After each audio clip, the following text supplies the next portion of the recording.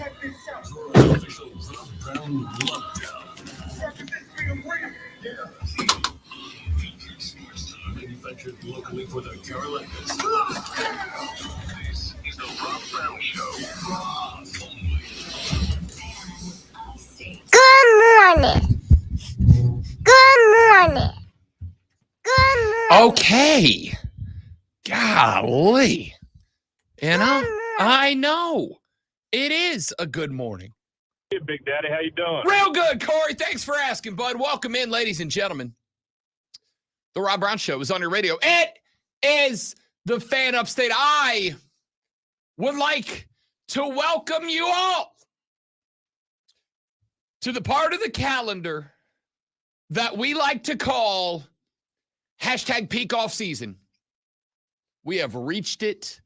Ladies and gentlemen, the NBA Finals are done. Stanley Cup action concluded last night in Sunrise, Florida. The Cup will stay in Sunrise, Florida. Hockey season is over. The College World Series came to its conclusion last night. A 3-game set concluded in favor of the Tennessee Volunteers. We'll talk about that, but betwixt now and the beginning of football camp, we have but Major League Baseball, the Olympics, and soccer to carry us. Now, don't get me wrong, because I am a host that actually enjoys sports and does not just pretend to on the radio. I am very excited. I am very excited to talk Copa America with you. I'm excited as we exit group play and enter knockout play of Euro 2024 to talk about that with you. Lonzo and I both over the moon about the 2024 Summer Olympics, just weeks away at this point, live from Paris, France. And if you've not been paying attention, the Olympic trials happening all over the country and all over the world, America, as we speak. So very excited about the Olympics. But at the same time, I know where we are. I know who we are. I know what we are about. This is a football market. Always has been, always shall be. And I don't have any intention of trying to change that about you or about us. I simply make the effort to broaden your horizons and welcome in other sports. But what I can say, what I will say, is that my dudes and dudettes, we have hit peak off season.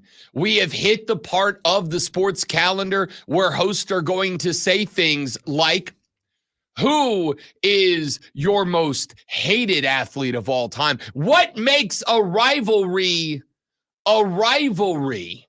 What sport do you wish people loved more? You know, the abstract topics. The topics you get into. Or you could do this thing that we do, and that is tune in, you know, Monday, Wednesday, Thursday, whatever day to wrestling, which is amazing. Monday Night Raw last night. It was great. Haven't finished it. It was a really good Monday Night Raw. So, I mean, get into let wrestling or MMA or something like that fill you until football season. But you know, the end of these sports that you're talking about, basketball and hockey, the biggins and all that stuff, it should be a glorious time, because that means football's around the corner. When the winter sports end in the middle of summer, it is close to football. We sit as of right now, September 5th. September 5th is our kickoff, and it feels like it's just forever away. When does preseason NFL start, though? So that's interesting. 72, by the way, until the kickoff to the regular NFL season. That is interesting because, to me, preseason football is big. Preseason football is a thing. Preseason football is something I go out of my way to watch. I have those games marked on the schedule with the same religious fervor that I have the regular season's kickoff labeled on the calendar. And yet, if I may keep it a buck, no cap, as the kids say. If I may keep it a buck, by and large, nobody cares. By and large, nobody cares. I completely disagree. So the very first game for the Chiefs, and I'm guessing for just about everybody, is August 10th, which is only a month away. It's just a little over a month away. That one is 46 days away. Right, just a little over a month. I think one thing that we have to, that folks like Lonzo and I have to rationalize and square, as the expression goes, is the reality that as much as... Were you at a teen event last night or something? Because you're trying to squeeze in all the things the kids say. No, square away is that's a military term. Get your bunk squared away. Is it? Okay, Yeah. because I know what this is really Yeah. about. This is really about you, the baseball soccer fan, thinking you're going to get a few more people in. Oh, no. And you're trying to downplay and make it football is so far away. Come and watch the sports that I like. That's what I think you're doing. First off, there's no think. I'm absolutely going to get people in on those things. That's not are think. you? Yeah. Are you? That's Okay. that's a statement But of definitiveness. What demographics mind are you going to change? All of them. Wow. Hashtag influence. Wow. They're great sports. They should get more attention.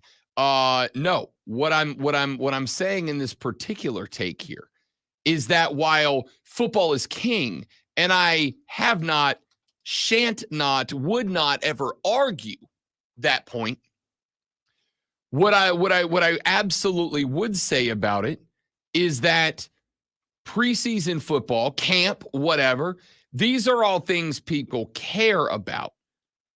But I've been here long enough to know they don't drive discussion. The sports guys are going to check in and talk about, well, Rob, I didn't see the depth across the Panther offensive line in that preseason game one that I would have liked. But that's about the extent of it. That's about the length of it. We are a long way from football having games that count.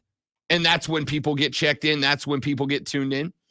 What I am going to say is last night, Stanley Cup Game 7 was extraordinary. Last night, College World Series Game 3 elimination game was extraordinary. Last night, we had pretty good baseball on. Not great baseball. Braves sucked again. So bad I was too frustrated to put them into the sports flash. That's how bad it went. There's a lot to get into. The Olympics. You and I are both gassed about the Olympics. I love the Olympics. As I've mentioned a number of times, you can all go ahead and mentally prepare yourselves, because I'm going to tell you, I watch dressage for 7 minutes. I become the biggest dressage guy on the planet. You know what I'm excited about? Because dressage. No. I'm excited about something that they're building. If you've watched any of the trials, they're building a certain sport that you didn't know is a sport. Still may not be a sport, but it is an Olympic sport this year, and that would be breakdancing. They're showing. Have you seen any of the push for the breakdancing? I have not. Oh, it's good. I have not. Started out with little kids dancing, and it shows them progress through age, and now they're going to the Olympics. It's really good. I like it. I believe I still have no idea how they're judging the thing. They're just calling it break, though, right? Yeah, it doesn't matter. I'm old school, so because I was there when it started. Like I said, So, I'll get down. I was for there anything. the exact day and moment when it started. So yeah, I will get down for anything. You could play tiddlywinks on TV, but if you slap the American flag onto the shoulder of an international team, I'm not just in, but I will be deep diving some of the strategy and tactics of tiddlywinks so that I can come in here the next day and complain about whoever is the Greg Berhalter of our tiddlywinks team. dude, you will forever be the marble race guy. So I mean, For sure. That's you. That's For you. sure. When You say that like I should be ashamed of it. when I forget your name, and other things, which seems to be on the way. I will remember you as Marble Race Guy. And you're welcome for it. You're welcome for it. Because if you've not gotten down to marble racing, you're missing out on what the internet was invented for. It was invented for cat videos, Kate the Oiler Girl, and marble racing. Those are the top 3 on the Mount Rushmore of the internet. Those are the things. By the way, you can watch us live, Facebook, YouTube, Twitch, and X. That's the 4th thing. Shane on stream says Lonzo created breakdancing. Yeah, me and Bobby Boucher's mom. Anything that Bobby Boucher's mom didn't create, I did. Bobby Boucher's mom thought breakdancing was the devil. And it was. And it still is, probably. Look forward to the Olympics. But at the same time, as I've said, whether we like it or not, it is officially peak off season. We have reached peak off season, which is why coming up here in just a little while from now, here are some of the things we're going to talk about. We're going to talk about JJ Redick being introduced officially as the head coach of the Los Angeles Lakers yesterday, and some of the comments that JJ made in his presser, because I'm going to tell you, we have talked about opinions changing, about athletes, about coaches, about whatever over the years. I'm not going to say, let me rephrase that. I actually like the hire of JJ Redick. I actually really like the hire. And that's not being sarcastic. I mean it. I actually really like the hire of JJ Redick. I think that we have all done enough complaining over the years about teams, especially in the NBA, about teams that go back to retread coaches, right? They just bring the same guys in over and over and over again. It's like, how many jobs does Doc Rivers need? And he got hired again because reasons, I guess. How many times do folks need to go back to the well on a Van Gundy, right? Love him as dudes, love him as color guys, love him as TV dudes. But how many times do we need to go back to the Van Gundys? These teams keep doing the same things over and over. And finally, a team had the rocks to step outside of the box and make a hire of a non-retread coach, of somebody that's young and gets it and knows ball. And everybody's beating him up. Well, he doesn't have experience. Okay, so you wanted another retread coach, right? But JJ went to the podium yesterday for the first time as the clipboard carrier for the purple and gold. And dude, he won a lot of people over yesterday because JJ, and I'm going to use his own words here, doesn't give a. And he said it yesterday. Quite literally, verbatim, those words. And I watched his presser and I listened to his answers and I went, damn, this is kind of refreshing a little bit. This is kind of refreshing. It is kind of refreshing to have a team that decided, what if we didn't do what everybody else did? What if we just jumped in and made an outlandish hire that nobody saw coming? And that's what they did. And JJ brought the heat right out of the gate. And I liked it. So we're going to talk about that. We're going to talk about the NHL Stanley Cup Finals.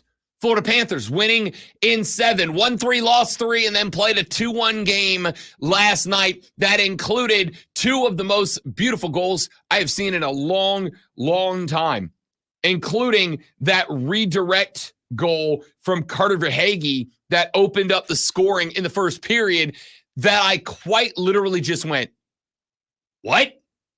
It was incredible. It's incredible. So we'll talk about that. Connor McDavid wins the Conn Smythe Trophy for the postseason's most valuable player. You will notice that if you follow hockey at all, Connor McDavid, and this is true, did not win the Stanley Cup. Did not win it, was yet still voted the postseason overall most valuable player last night. And there is a very good reason for it. We're going to talk about that. We're going to talk some baseball. The Bravos, after taking 2 out of 3 against the New York Yankees, went up to St. Louis, and boy, howdy, did the dog days of summer kick off as that game was played in temperatures hovering around 90 degrees. Orlando Arcia removed due to dizziness during the game. And they dropped the first game in this series. I plan on doing that around hour 3, 20 minutes in. I'm going to be removed Getting dizzy from and the removing show. yourself from the lineup. Yeah. I'll be out after that. So we'll talk some baseball later on in the radio broadcast. And then we've got some other stuff that's going to pop up. Some of it even not sports related. Somebody put together, and I find myself very intrigued by this. Somebody put together a list of 15 television and movie villains who deserve a second chance.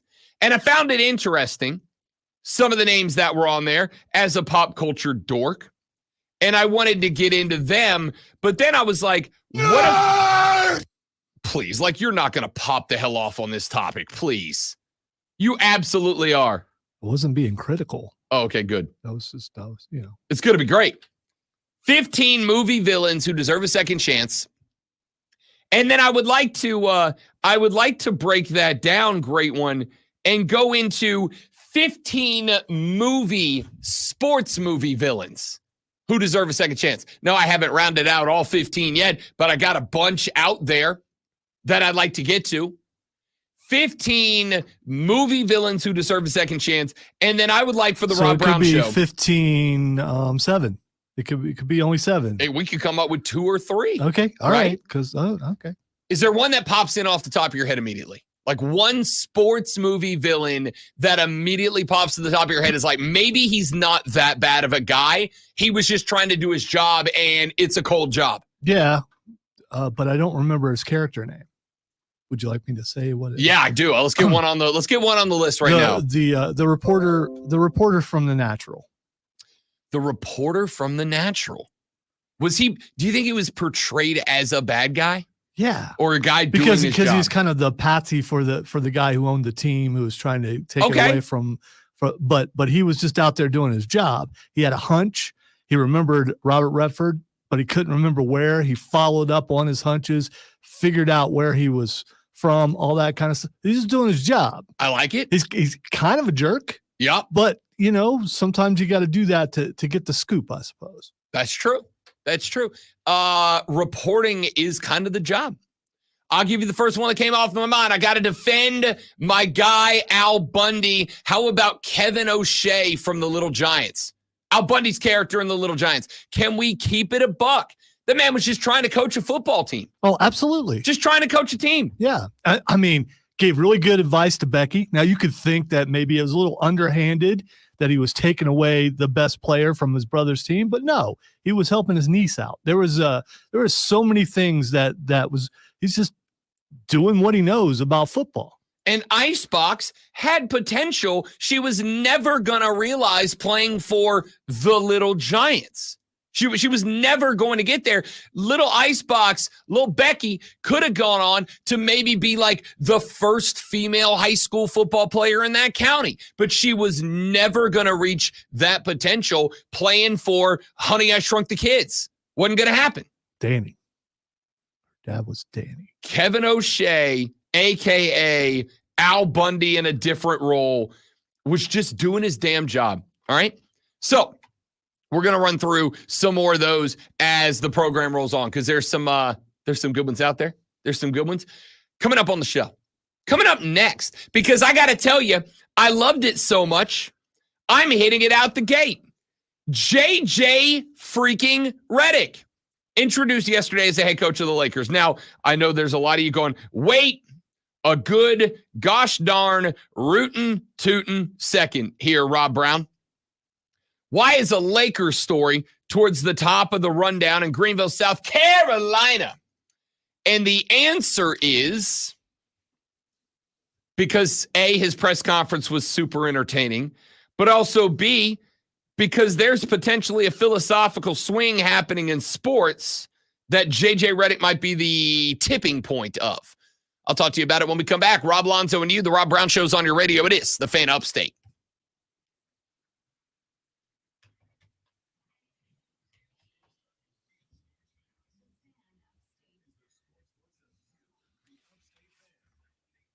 What is this movie that stars fat Matt Damon and Christopher Walken?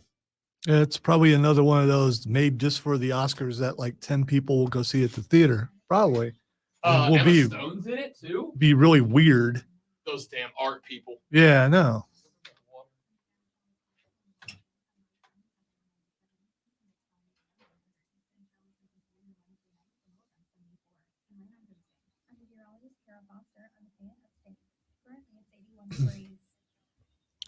Yeah, I don't get that. I mean, just do what you want. You don't need to explain it. Just do it.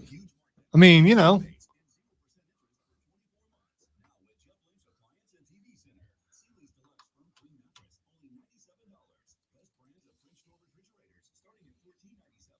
By the way, good morning, everybody. You guys are up early. Trey John Anderson, is that the swinging guy? Just the swinging. Swinging.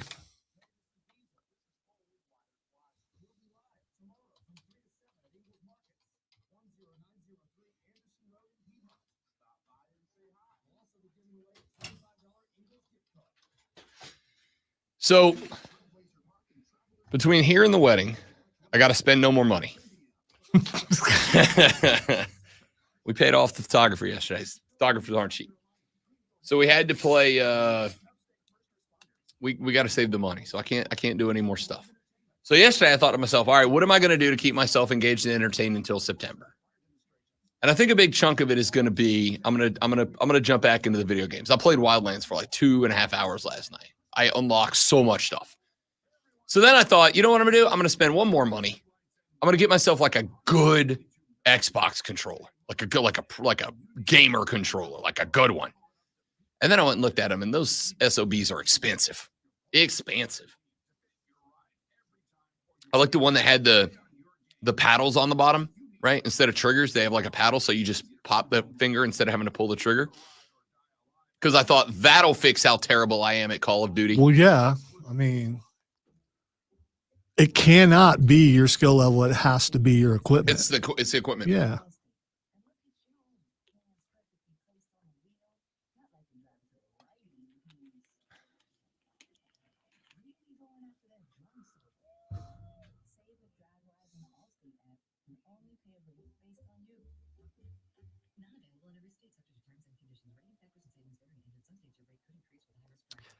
So back in those days, Trey, all my friends decided country's cool. We're going to listen to country. It's like, dude, you're from Columbus. I mean, come on. Your family's been here for like 5 generations. At least I would have an excuse. My family's from Kentucky.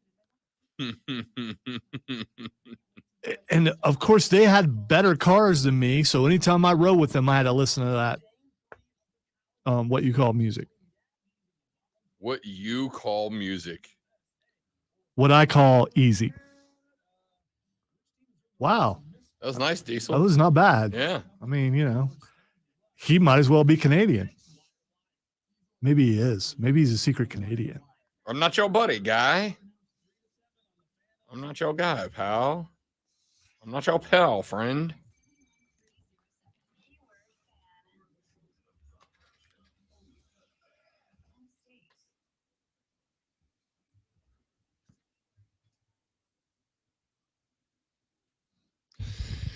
The Rob Brown Show continues. It's the Fan Upstate. Welcome back, ladies and gentlemen. Wonderful to have you all here with us today. Robin Lonzo with you. Happy Tuesday, my dudes, my dudettes. Let's get into this JJ Redick thing here for just a minute.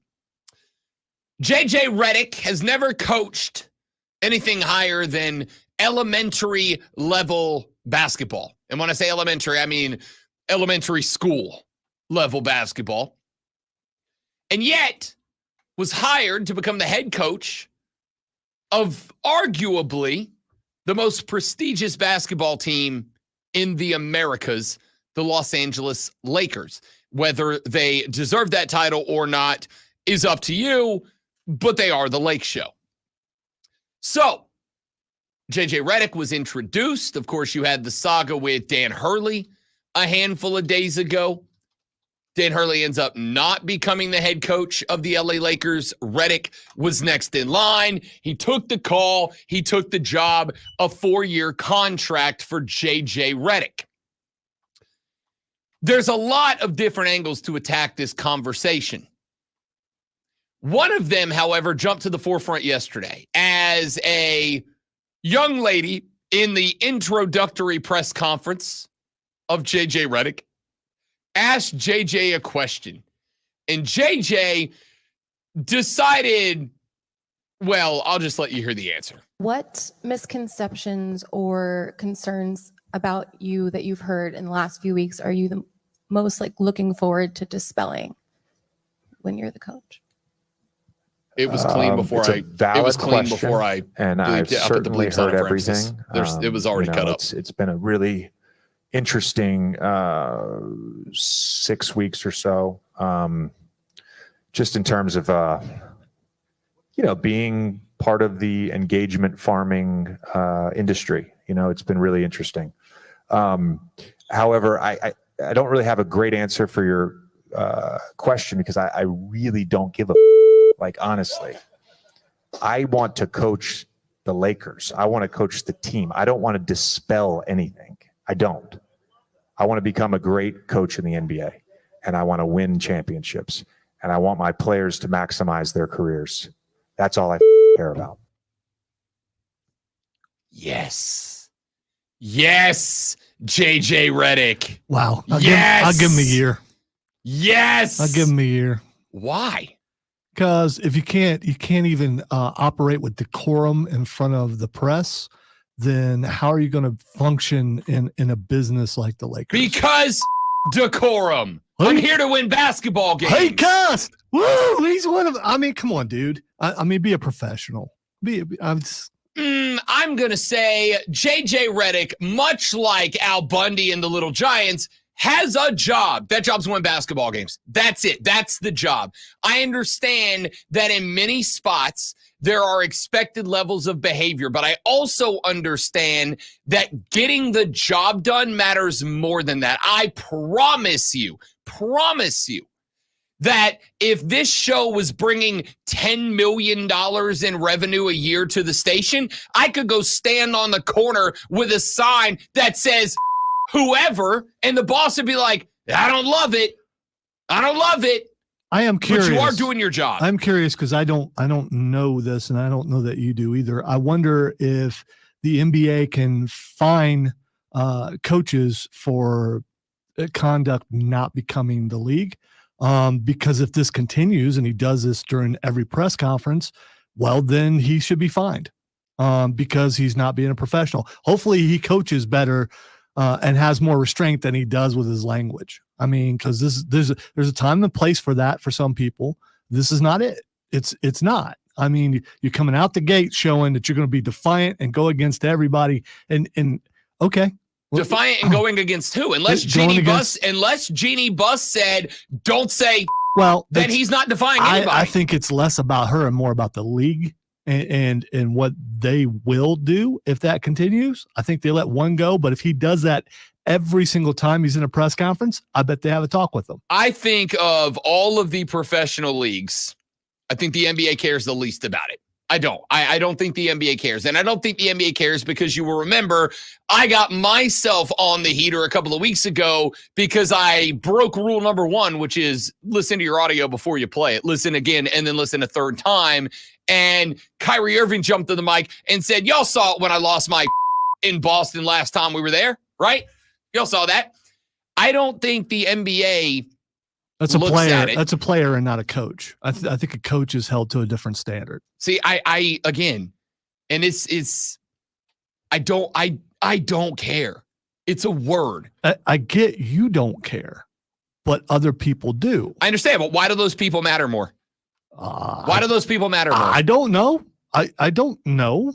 Why does the FCC matter? It just does. I mean, for the I record, don't know any of those people. I don't know the people who created the rules. I don't know any. I just know that there are rules that we need to follow if we want to continue working. I do not believe that the NBA has directly a rule against saying or anything else like it. I don't think there's a direct rule. I think it is much like the FCC. For those of you who don't know how the game works, I may give it away. I don't know if I'm supposed to say it or not, but it is what it is. The FCC does not have a list of things you can't say.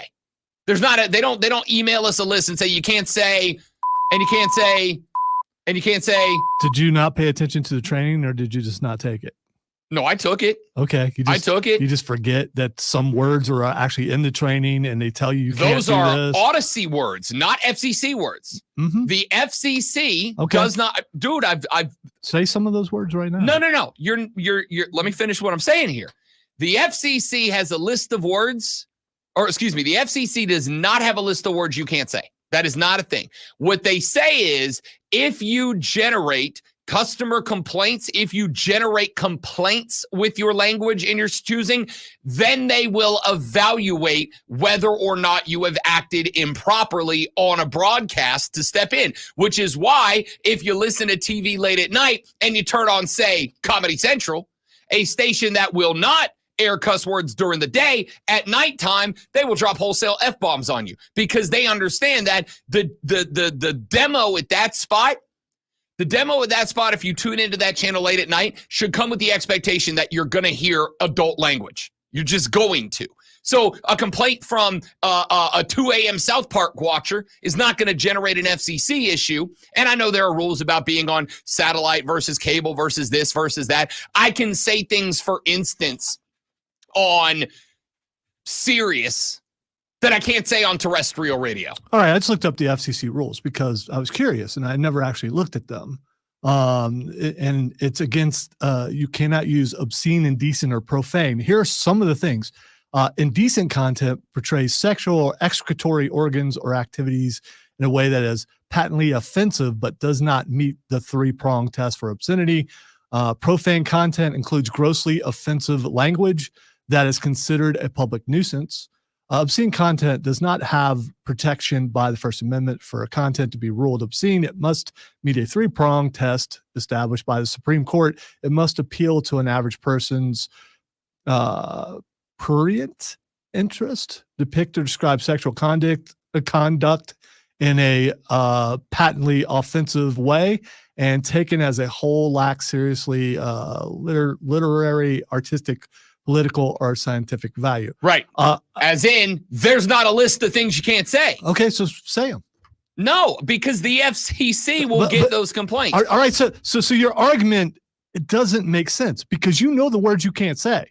You say it's not in here, but you know the ones you can't say. Why? Because someone told you can't say them. You ready for Who told you you couldn't say Hang them? on. No one did. I just know what Really? the accepted rules Really? of vulgarity are. Yes. For Really? instance, I had a boss once that said, don't say ass on the radio, but I just said it on the radio, right? Like do you see what I'm saying? In one station I worked for, that was a word I was forbidden to use by my employer. Here, I don't say it all the time, but if it adds a point of emphasis, I certainly will. The point here is JJ Redick's job is not dictated by the FCC. They're not hammering down on him for saying the F word. Part of his job is being in public. And normally, someone being disrespectful to media would get your ire He up. wasn't being He was disrespectful. very No, he disrespectful was to not. media, and not only In media, fact- in but fact- a female member In fact, of the media. quite the opposite. He literally opened it with, here, I'll play you the question in the first again. What misconceptions or concerns about you that you've heard in the last few weeks are you the most looking forward to dispelling when you're the coach? It's a valid question, and I've certainly heard everything. It's a valid question. It is a valid question. There's nothing wrong with it. And he wasn't disrespectful. The answer to the Why'd question you cut was, it off? I don't give a Why'd you cut it out? Because you're gonna say because you're playing the music. Yeah, that's exactly That's why. what you're gonna say. Because he said, that's the answer to the question, right? I don't need to give you a flowery answer to a question to which the answer is I don't give a. There's a lot of things I don't care about, and I will tell you when I don't. JJ didn't do anything wrong. He used a bad word. Okay, don't listen to JJ Redick press conferences if it bothers you. but he didn't do anything wrong except for win me over. I'm all in now. I love this answer, and I love more. We got more for that press conference, and I got more because I think there's a philosophical change in sports coming off I this bet hire. there'll be more cursing. Okay, it's an Wow. adult. It's an adult space. Wow, lack of intelligence. No, that's sad. That is It's so absolutely sad. okay. We're coming back because that is a common misconception. It is actually the other way around. We'll talk about it on the Rob Brown Show. We are hitting the big issues today on the Fan Upstate. Way to almost talk through two beds. Well, then you said I was unintelligent. I had to fire back at that. I did not. You did? I did not. I said his cursing was a. Yeah, and you know I curse all the If time. you curse every other word, then you're saying that you're not very smart. That is- just. I mean, it's not a misconception. It's just my judgment. Whether you like that or not, I don't. I mean. If Hey, you bleep, like that I bleep, call you- bleep, if you bleep, like bleep. that Okay. I call you a dummy, that's on you. Hey, bleep, bleep, bleep, bleep, bleep. Okay, dude, what did you just say? I mean, okay, you used the F-bomb 10 times. What did you say? I don't, I mean, I know you're smarter than that. And I'm guessing that JJ Riddick is smarter than that. Or Reddick, however you want to say it. Doesn't matter. He's only going to be there a year. And I am curious going forward if suddenly his potty mouth stops. I have many thoughts. So many bleeping thoughts. It's amazing how how defensive you are over You just cursing. called me a dummy. I did What not. am I supposed I did to not. do? I was talking about JJ Reddick. I never said Okay, you. who I talk never like. said- Am I I a never- dummy? No, you don't. You do not. You do not talk Not that around way. you, I don't. Yeah. But take me and Chris to the other side of the building. Let me go sit in the boss's office. Yeah, and let's listen to it and see if once we decipher what the real words were and not all the basically conjunctions to get to where the real words I were. literally said I don't bleeping care to a manager yesterday. The same thing. Wow, and you're still employed? Look at me. This is akin to the argument I had with Mark Ryan because he wanted to say a certain word on the air. And he wanted to fight till the end of his life to put that word on the air. I don't understand the passion behind it. That's what I don't get. I don't get It's not- no, because no, no. because It's not that. if you can't say it on the air, It's that not means it's not acceptable. It's not that. The definition of acceptable, like with everything else, is based on time and place. It is not acceptable to roll up into this office in a Speedo, but when I go to the beach, it is. It is acceptable to roll up into this office. It's totally not do liked. We have you use that, but we don't have a dress code. Okay, And the rephrase building's that. closed. I mean, most offices, you're probably right, but not this one. I think that there is a belief, not just held by you, held by most people, that anybody who does it different than I do it does it wrong. I get you want to be a rebel. That's fine, but you're I not don't think really. saying But you're bad not words really is being. not I'm rebellious more of a behavior. rebel than you are, because you're just being like everybody else. At least to you, you're being know like me. everybody else. But there are more people out there like me than you believe there are. I didn't say there weren't. What I say is that I don't cast judgment or aspersion on how those people are living their life because of their choice of language or lack of. I And do. you do. JJ Redick might as well be Gronk. Who you also go after. Right, because Unnecessarily. I don't know what to say, so I'll just say this. No, this whole belief that like if you're cursing, it's because you don't know what to say is a bad take.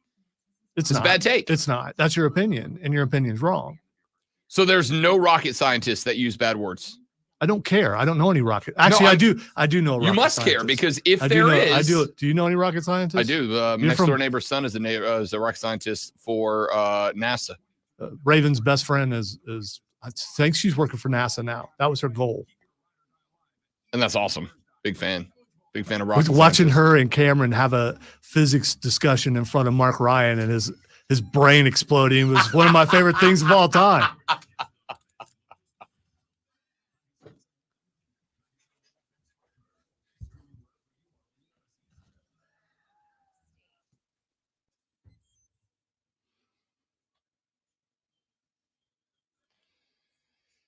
texter says nobody with kids wants to hear those stinking words, dadgummit. What the heck is your problem, Rob?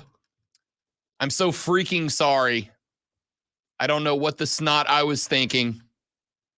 I'm a terrible person. What do you want? Texas said, Reddick, by taking this job, is guaranteeing he's one and done as an NBA coach. This will fail spectacularly. Yeah, it's going to burn out. It's going to burn out.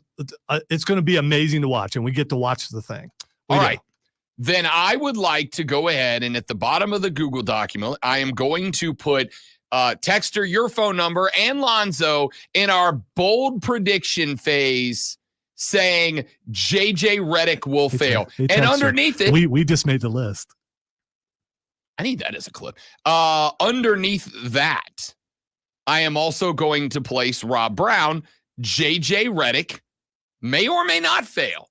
Because, see, I'm not making a definitive statement. Way to be wishy-washy there. He might fail. He might not. You know, that's correct. That's life. Correct. You might fail. You might not. Both of you, Texter and Zoe, because JJ Redick said a naughty word, have declared he's going to fail. And I don't understand it. It's more about your defense. I mean, you are so worked up over this. And I have never understood that. I mean, no. It's like you're defending one of your own. And why? What are you doing? I'll tell you where this comes from. This comes from that my point was not JJ said, and therefore JJ will win. That's not what I said. It's not what I'm saying. It's not my point at all. What I said was JJ went from a guy that yesterday afternoon I was going, I don't know. I don't know if he's got it, right? If this is a hire made because it was Braun's guy, if this was a guy that got the job because he's a good podcaster, because LeBron joined forces with him in the, quote, broadcast world, end quote, then I don't know if JJ's got the swag to walk into the locker room and have Anthony Davis go, yes, sir, Coach Redick, whatever you say. But what I will say is, I heard this yesterday along with the rest of the press conference. Most of it, which I will acknowledge, was just pretty much your day-to-day coach speak. I heard this presser. I heard the way JJ was answering questions, and I went, I'll say this. My dude's got the attitude on him, because I do think it takes some attitude. I do think it takes the aura, as the kids are calling it. I think takes you just the now attitude. notice his attitude as much as he's been in the news for his opinions and things like that. That's not a surprise. No, I think there's a difference between you're in the news because you've got basketball hot takes and you're in the news because you rocked the boat the second you put a foot on it. Rocking the boat's not bad. And I think that this was, in large part, a lot of people are looking at this as it's a rock the boat hire. It's a rock the boat of a hire. It is rocking the boat from when he got on there. He is nothing like any of the other first-year coaches we've seen in years gone by. It is a rock the boat moment for the LA Lakers and for the NBA. And I think rocking the boat makes people uncomfortable. But I would also say, talk about movies or music or television or literature or poetry or sports, rocking the boat makes history. It just does. Rocking the boat is what makes history. Unless the boat capsizes real early.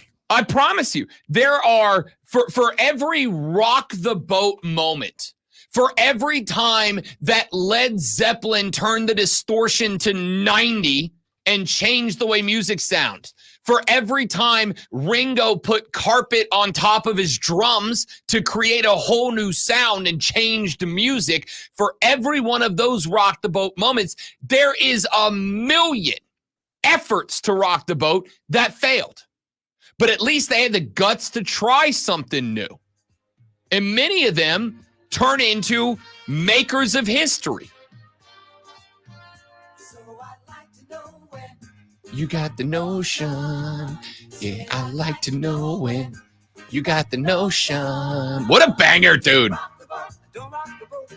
Rock the boat, don't rock the boat, baby. Rock the boat. Rock the boat. Banger. What a throwback, too.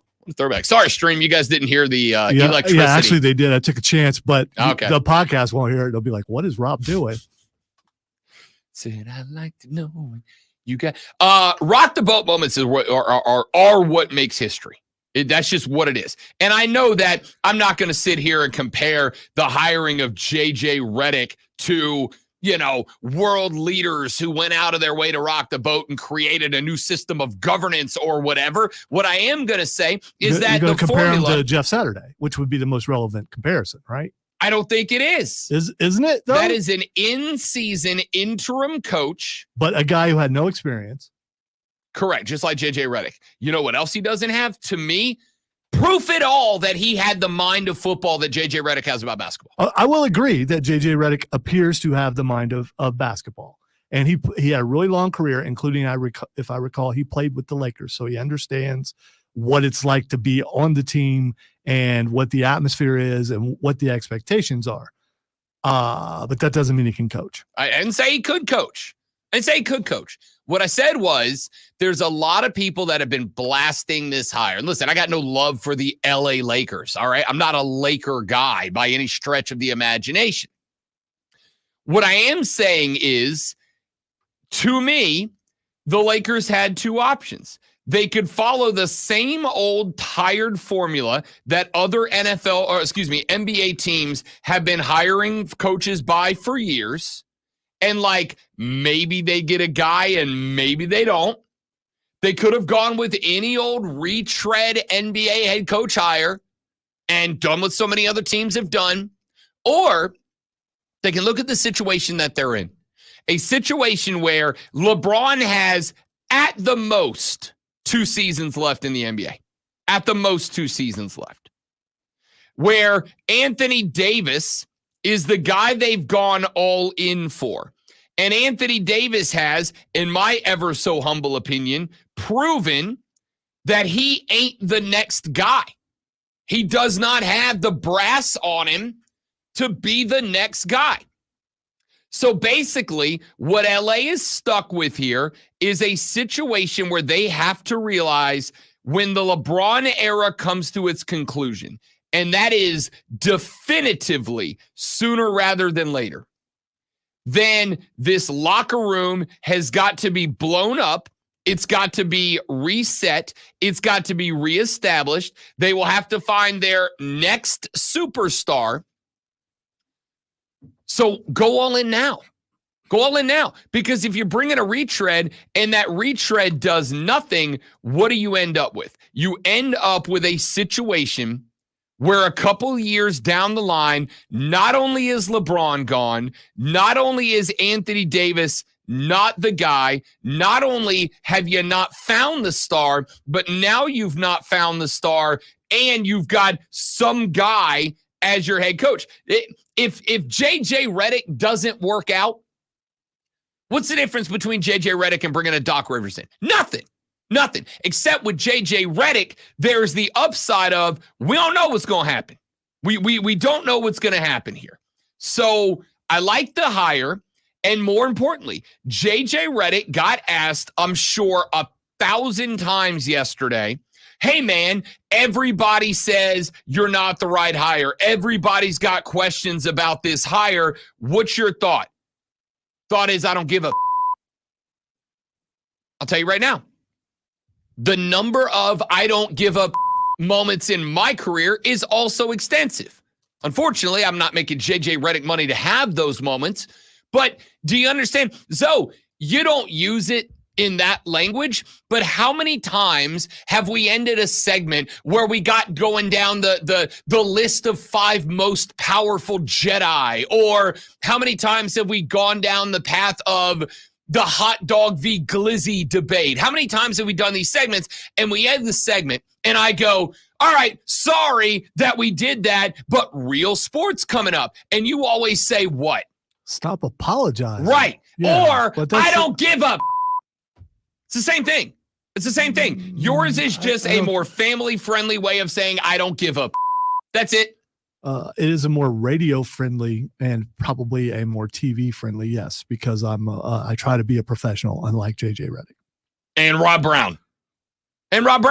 So anybody who cusses in the world, if I say anything about them, I'm saying it about you. No, what you're saying is people like that are unprofessional. You got no idea. It's like saying, white man can't jump. So no white man can jump, The ludicrousness. which we know is To me. not true because we've seen. I mean, and some don't have to, like that basketball player that we talked about. That last basketball player. week. You don't remember his You name know that either. one. You don't. Talk about dunk contest, bro. No, the dude who can. It was like, Oh, old 7'9" Yeah, down yeah. in Florida. yeah, that guy. Yeah, I'll remember his name when he does He just something. have to get on besides He just B79. have to get on his tippy toes. What I push back against is the notion that JJ Redick's going to fail because he said a dirty word. That's what I push back. It's not. It has nothing to do with that. It has to do with his attitude and his treatment of the media, which they will not put up with. It's funny now, but Bro, if he wait, continues, stop. if he Nope. continues to act that Do me way, a favor. the media will lash Do me a out. favor. Do me a favor. Don't listen to JJ Redick. Listen to the background. I heard Listen the to background. Misconceptions or concerns about you that you've heard in the last few weeks are you the most looking forward to dispelling when you're the coach? It's a valid question, and I've certainly heard everything. It's been a really interesting 6 weeks or so, just in terms of being part of the engagement farming industry. It's been really interesting. However, I don't really have a great answer for your question because I really don't give a honestly.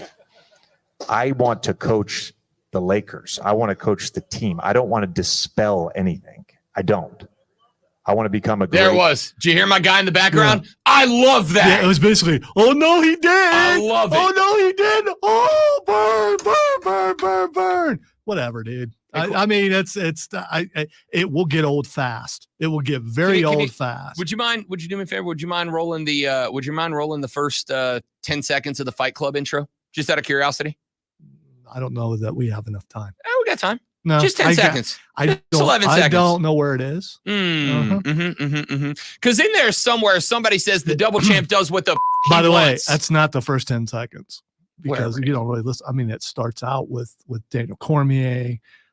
There's Mike Tyson threatening to eat yeah, babies. Yeah. I mean, yeah. Unprofessionals. Connor's the last. Your fighters. Okay. JJ Redick ain't no fighter.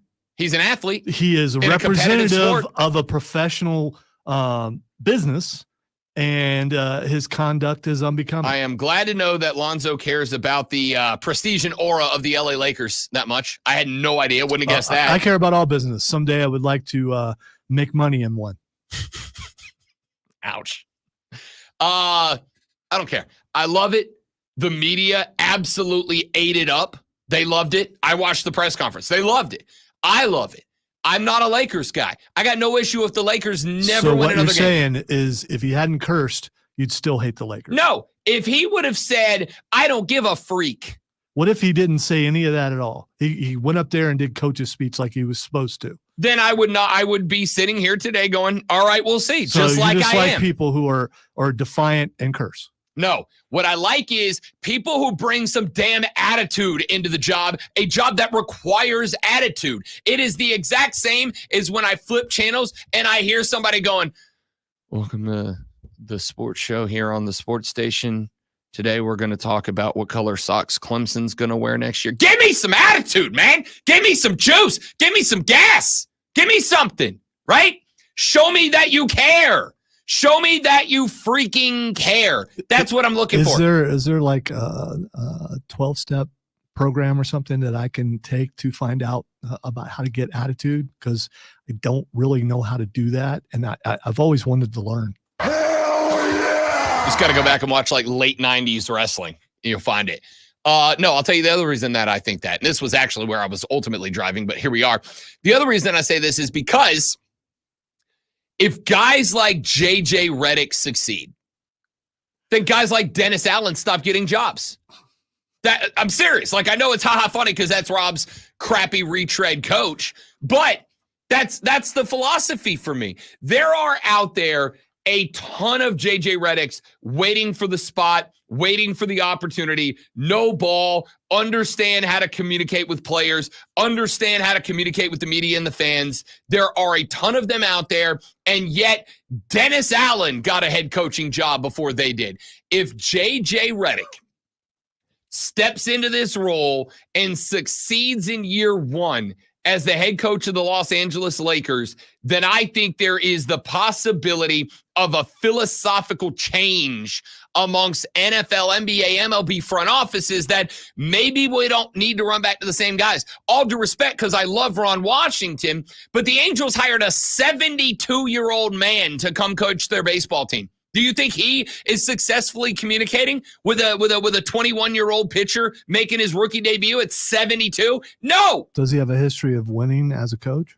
Not as as a head coach, yeah, with Texas, but that was 2 decades ago, right? Okay, all right. So, JJ doesn't have that. I don't disagree, but is If 2 he fa- decades if ago's he- players the same as players If today? he fails, he will be Jeff Saturday. And the chances of other people being able to do this will go down again. Andy Reid is stepping away, and your favorite NBA team's coaches are stepping away. I'll allow you to pick one. Would you rather have Jeff Saturday coach your football team or JJ Redick coach your basketball team? You get to pick one. So by the way, we both know that I am not a team guy in NBA, so I don't have a favorite. That's why I coach. said your favorite team and So not a specific team. Your question was set up so that I would answer it the way that you want me to. Who are you more confident in, Jeff Saturday getting a full-time job or JJ Redick? I don't know yet. Yeah, I do. You know what I do know? I do know that you're pressing the clock. That's what I know. I don't give a.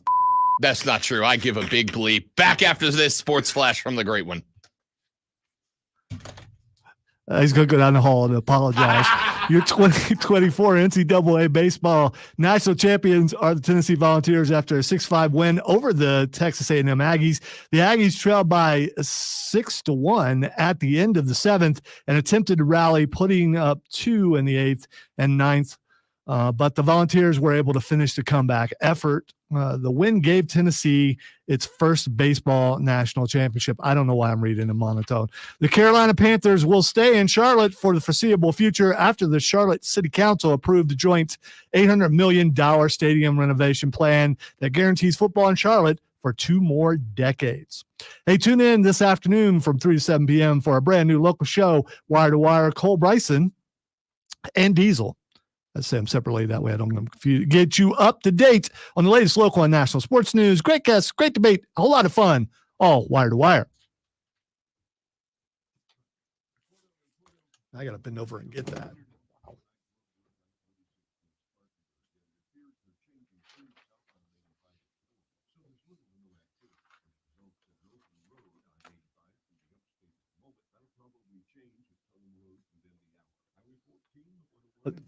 This kind of means, right?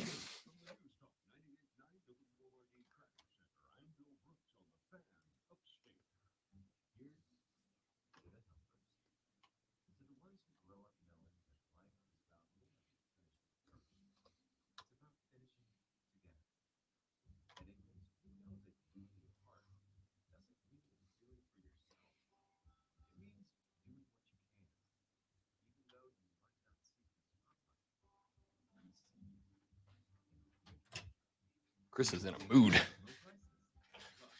Yeah, I heard someone was loud because I could hear it through the door. Chris is in a mood.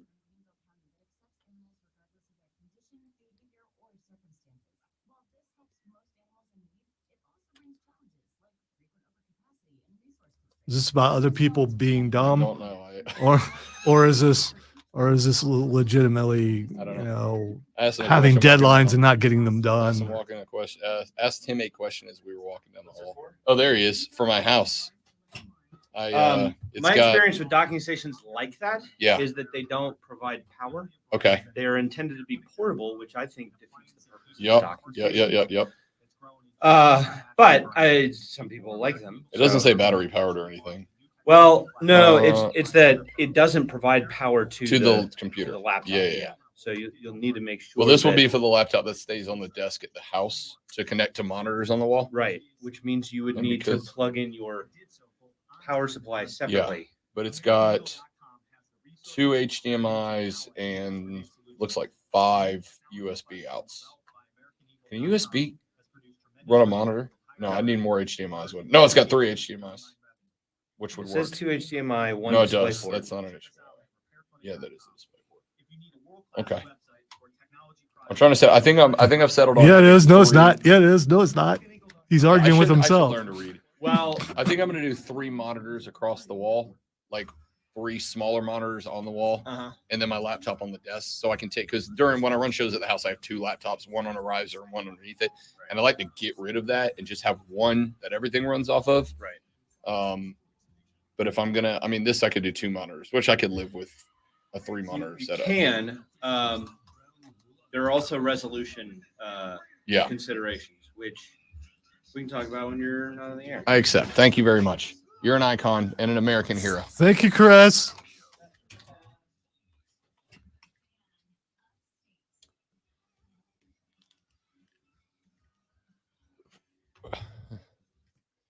Here we go. Hour number 2 of the Rob Brown Radio program is underway. Welcome back, ladies and gentlemen. It's the Fan Upstate. Robin Lonzo, happy Tuesday. Running through all the sports stuff. No, I'm not fighting. I'm not fighting it because I don't give a. Might be the new tagline of the show, to be honest with you. I don't know. Will that work for the 3-time? If we get the 3-time, I don't know. The Rob Brown Show. We don't give a. If we reach the limo riding phase where we think we're better than we are, and Nobody's perfect, but I am very, very close. okay, so you're saying you're already there. Hell yeah! I'm not saying that. A lot of stuff we are getting to on the show today, but as always, there are 3 things, sometimes more.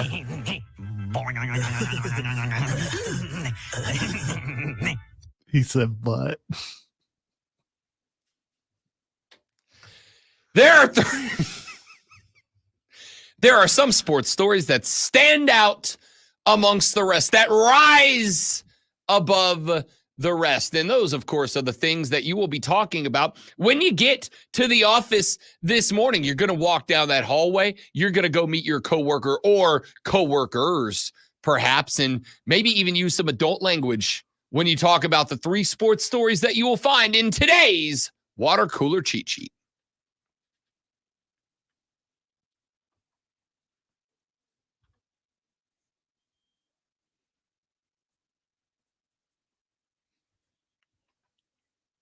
Shut the hell up.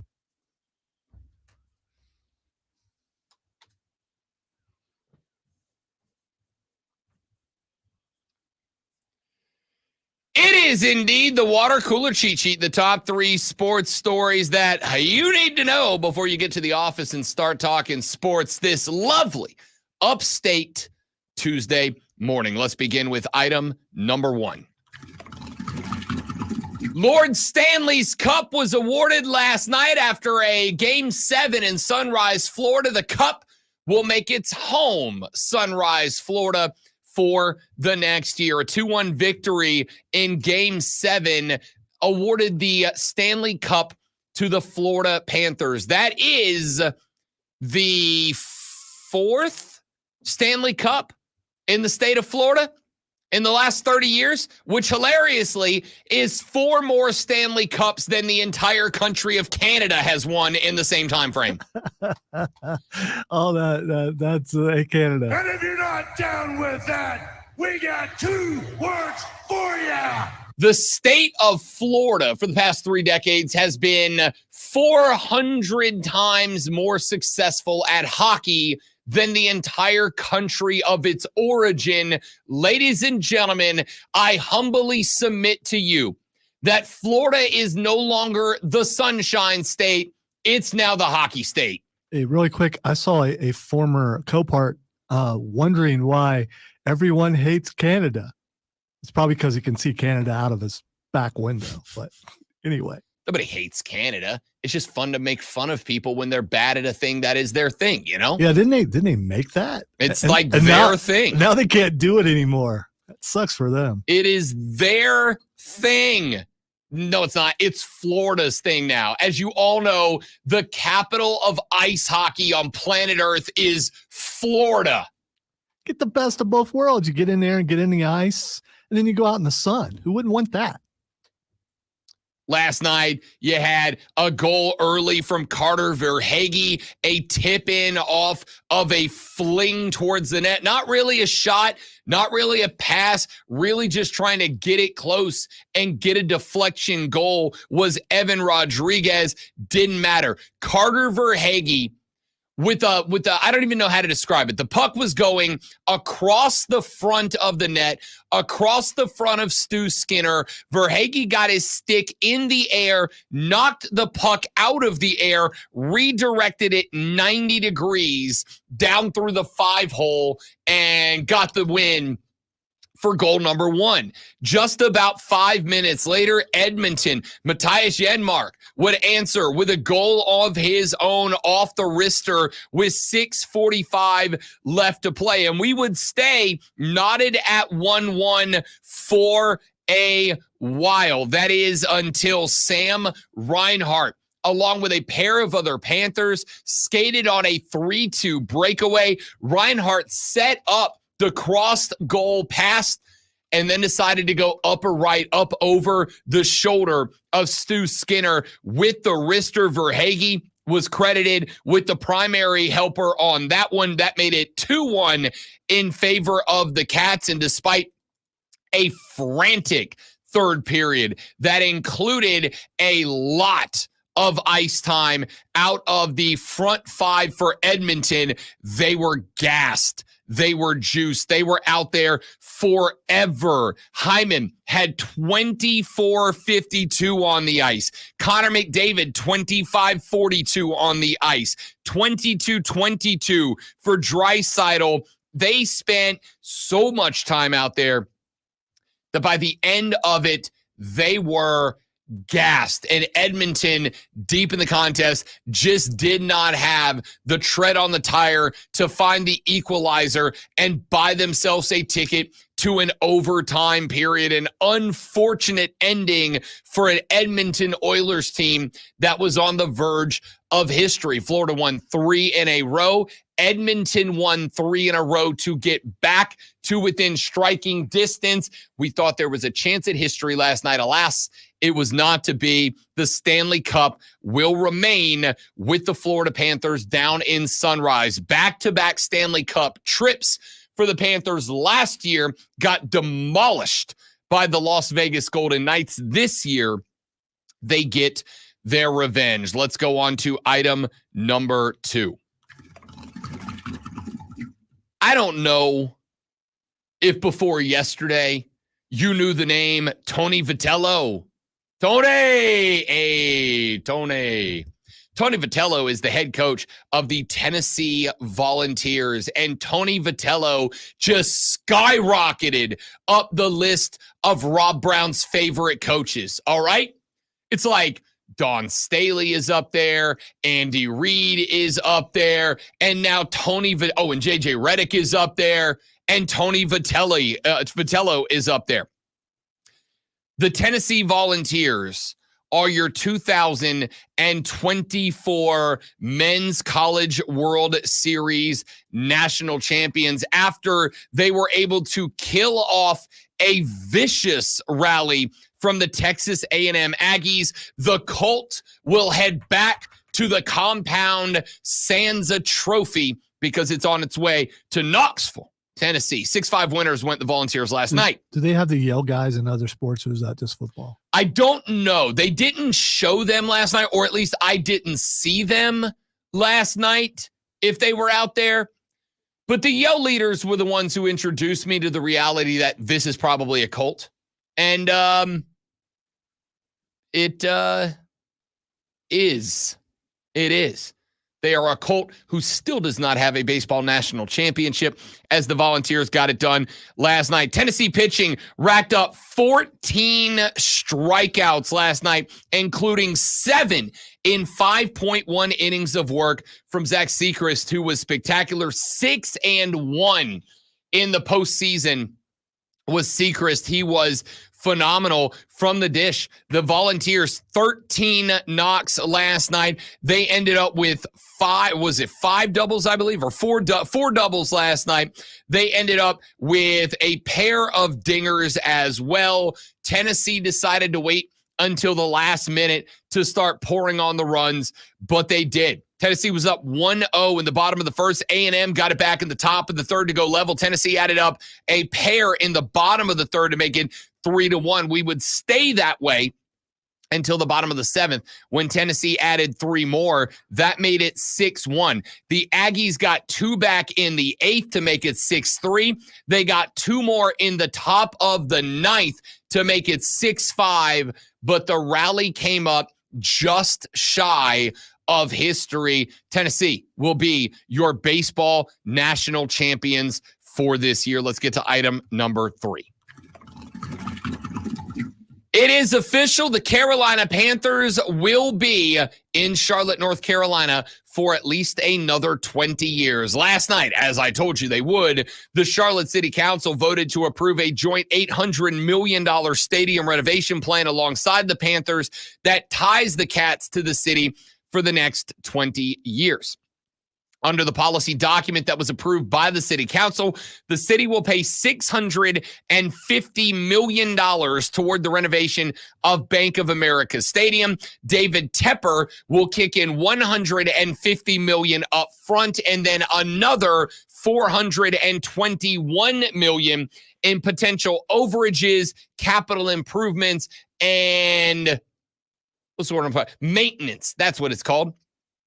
Maintenance charges over the lifetime of the deal. The city's investment to be funded by existing hospitality and tourism tax resources, which are required by the state to be spent on projects to support the city's tourism economy.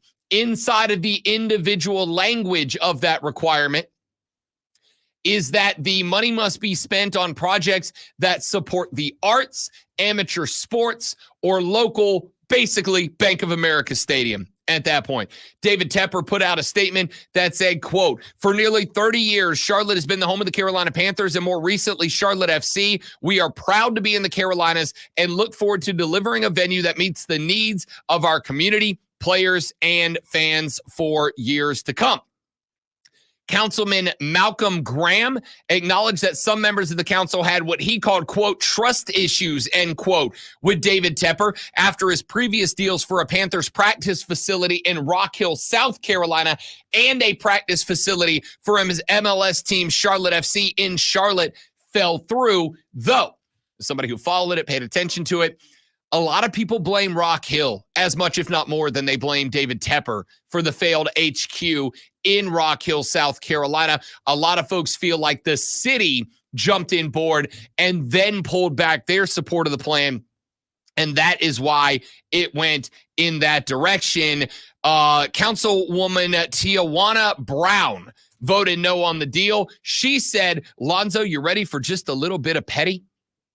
She said, quote, "It sounds real good until we get Mr. Tepper angry, and then he might throw something at the city council. The behavior of someone asking for $650 million is ridiculous," end quote. Obviously referencing the drink throwing incident from Jacksonville last year, which is, so that we are very clear, a fair thing to do. I was going to say, well, what did she say that was wrong? Yeah. I mean, and it might actually be a fear. The Panthers had a number of representatives, including former running back Jonathan Stewart, who spoke in favor of the renovations. He asked the city council to, quote, "embrace this opportunity to let the Queen City shine better, even more so than it did in 2015, end quote. Of course, 2015, the year the Panthers went to the Super Bowl. The Panthers opened play at BOA in 96. It is now considered one of the older stadiums in the league. However, the Panthers have said that the 72,000-seat stadium has, quote, "good bones," and that is such an old guy thing to say, isn't it? Good bones is holding up relatively well. It remains in need of major renovations to bring it up to other par with stadiums around the league. David Tepper was met with resistance because of the fact that he is the second wealthiest owner in the NFL, worth an estimated $20.6 billion. As I said yesterday, the total wealth that David Tepper is chipping in, and this includes everything over the lifetime of the 20-year deal, works out to 0.02% of his total wealth.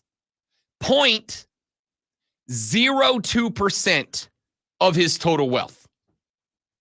That's 0.02.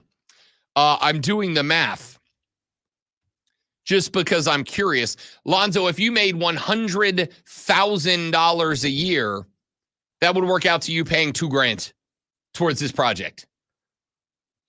It's not nothing. No, I was going to say thank you for picking a number that I still will never attain, but it's that's cool. It's not nothing, but in the grand scheme of things, it's really nothing. I mean, money he has in the bank is accruing interest that's more than what he's given. Yeah, I don't know. Obviously, so when you start talking about billionaires, the majority of folks in that position actually don't have much in terms of liquid assets, right? Like they don't have much in terms of actual cash in a bank. They don't have a bunch of money stashed away. They have all that wealth in hedge funds and I get stocks. that, but they have to have some. They have to have the money to live on. Sure. And how they live compared to how we live is a little more expensive. It is unfathomably more expensive than how you and I live. I yesterday sat home and had an existential crisis because I wanted to buy a $100 Xbox controller because I can't spend money until the wedding. So my plan was immediately spend money. I had a whole crisis over whether I spend $100 on an Xbox controller. My man's over here getting $650 million from the city. You can start a GoFundMe for you if you want. Or somebody just buy me an Xbox controller. No, he's not really soliciting that. He's not doing that. I am not. You know why? Because that's against the rules. And yes. I follow the rules. Even if I have to help you do it, yes. I don't give a. So you missed it. You're over there struggling with the world. Anyway, the plan has been approved by the Charlotte City Council. The good news for you, the fans, the good news is outside of the outside pavilion that will be set up for watch parties and the like on Mint Street, one of the renovations that has been earmarked by the plan that was approved last night by the city council, new bathrooms in the stadium. So we got that going for us, which is nice. I got one. You didn't see. I heard it. Okay. Is that where the scalper? Oh, sorry. Jacob did the math. It's actually $20, not $2,000. Wow. Do you understand why all my jobs involve microphones? That's even less. Will scalpers be hanging out at those parties?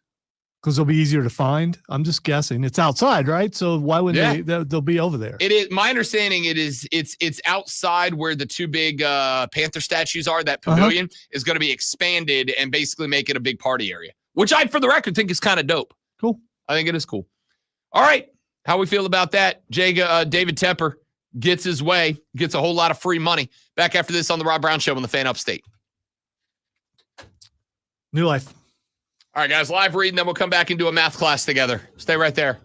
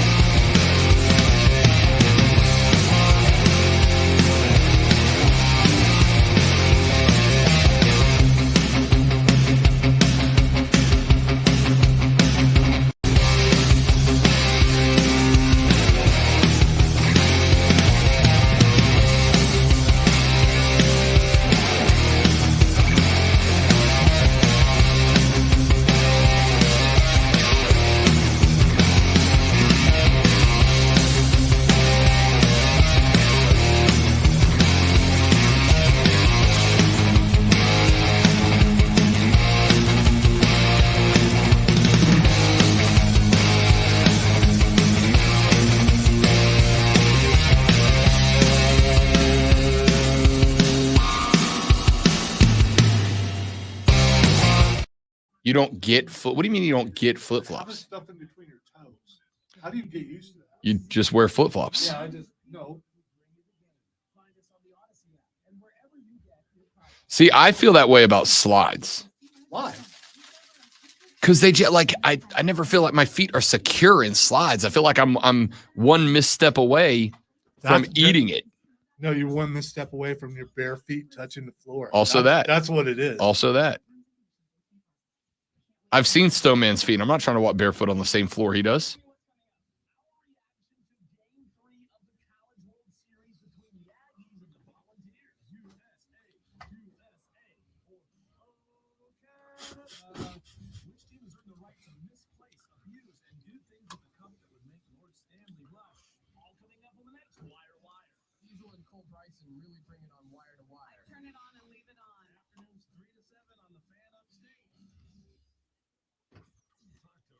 You see the next break. 10-4.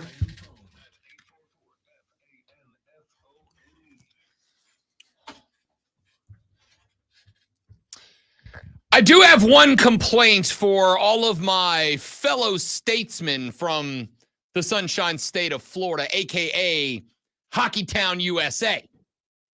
Sorry, Hockeytown, the world. I have one major complaint with the state of Florida. I watched that game last night with heightened expectations. It's game 7. There is no better pair of words in sports than game 7. It's the best thing. So I knew I was in for a treat. I knew we were in for a treat, and it was very good. It maybe wasn't the most thrilling game 7 I've ever watched, but it was by no means bad. It was a fine game. It's a 1-goal game, low scoring. Both goalkeepers absolutely on the flow last night. But then I started paying attention when they were going to intermissions and we were getting Messier and PK breaking down the game, because those guys were standing at a desk up in the corner of the arena, which meant that when you were looking at PK and Steve Levy and Messier up in the corner, the camera was pointed backwards out into the stands in Sunrise, Florida. And when they got to the first intermission and they started going up to PK, Messier, and Levy, I went, that's a lot of orange, dude. And you may not know this for those of you that don't follow hockey, but the home team, the Florida Panthers, they do not wear orange. They wear red and white and gold. So it was very interesting. And then I started scrolling the social media because I do like going and finding people that are posting and going live from these events. Give you a little POV from the stands. I'm a fan. And there was a picture after the goal that was scored by Edmonton when the on-ice skaters all gathered in the corner to celebrate. I would guesstimate that about 30 to 35% of the people in that stadium were Edmonton Oilers fans. And I got a little issue with that. You know, it is one thing if you've got tickets to a game and a little nobody team is coming to town, right?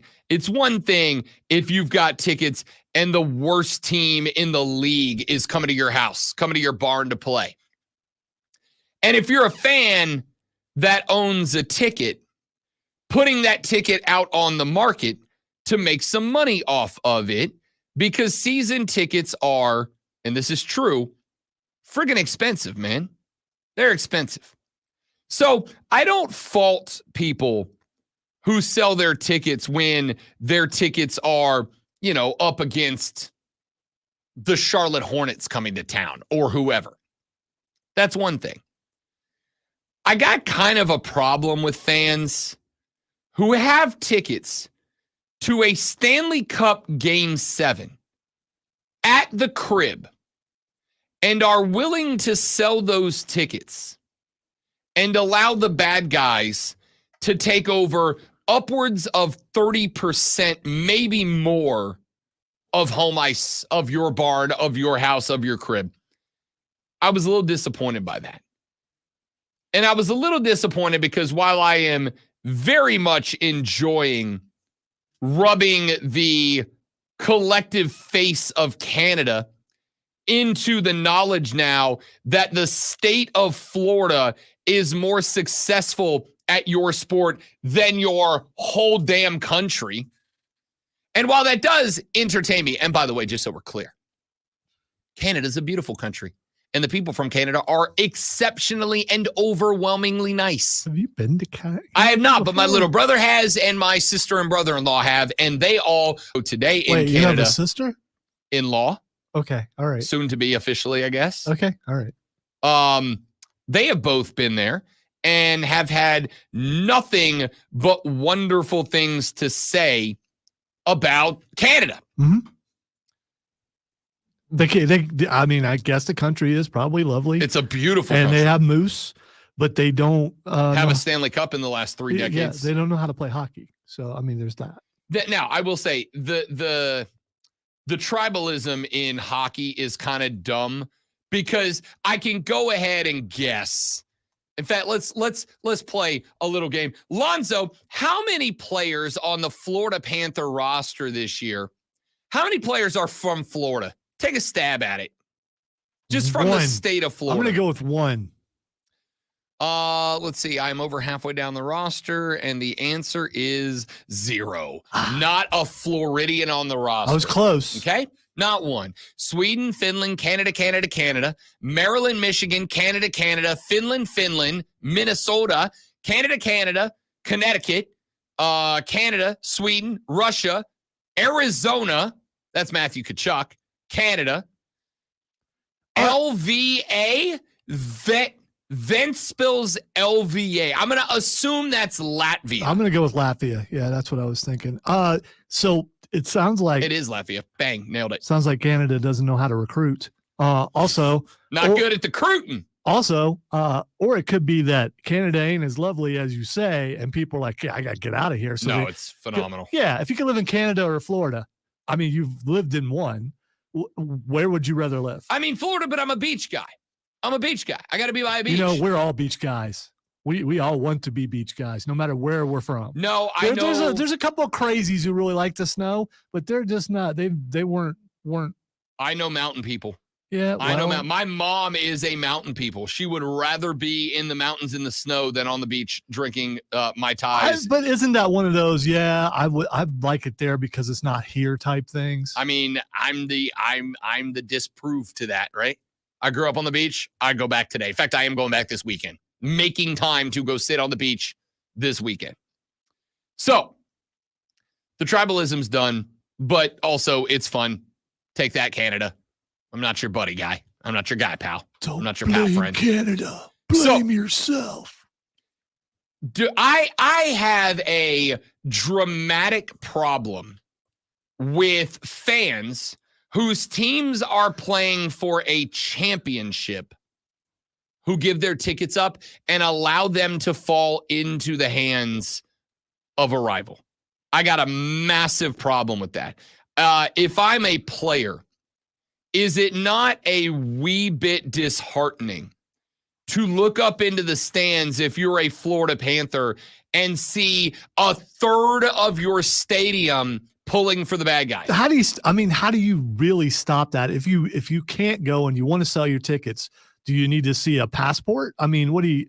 Well, the only way that I've seen anybody address it, and by the way, I'm not saying you do anything to stop it, right? At the end of the day, if a guy wants to sell his tickets, if a guy wants to sell their tickets to not go to a game, You keep talking about Game 7 being, the greatest thing of all time. And if you can make a profit off of it, you're probably going to sell it, and you're not going to care who you sell it to. see, that's the thing. I'll tell you right now, if I owned a season ticket and my team is playing at home on a Game 7, I will miss the birth of my first child to be there. Okay? I can have more kids. I can't guarantee more Game 7s. Allegedly. So the thing is, No, capabilities there. that- Desire is well, lacking. I don't know. It's not my business. So anyway, you talked about tribalism. Isn't that kind of being tribalism, not wanting the other team to be in your building? Absolutely. Okay. But see, as a Florida Panther fan, of which I would say I am a loose one in that they represent Florida and they carry the name of the state on the chest. Yeah, like you know, whatever. It's my team. It represents my state. I get to say Florida is the hockey state for the next 365. That's fun for me, okay?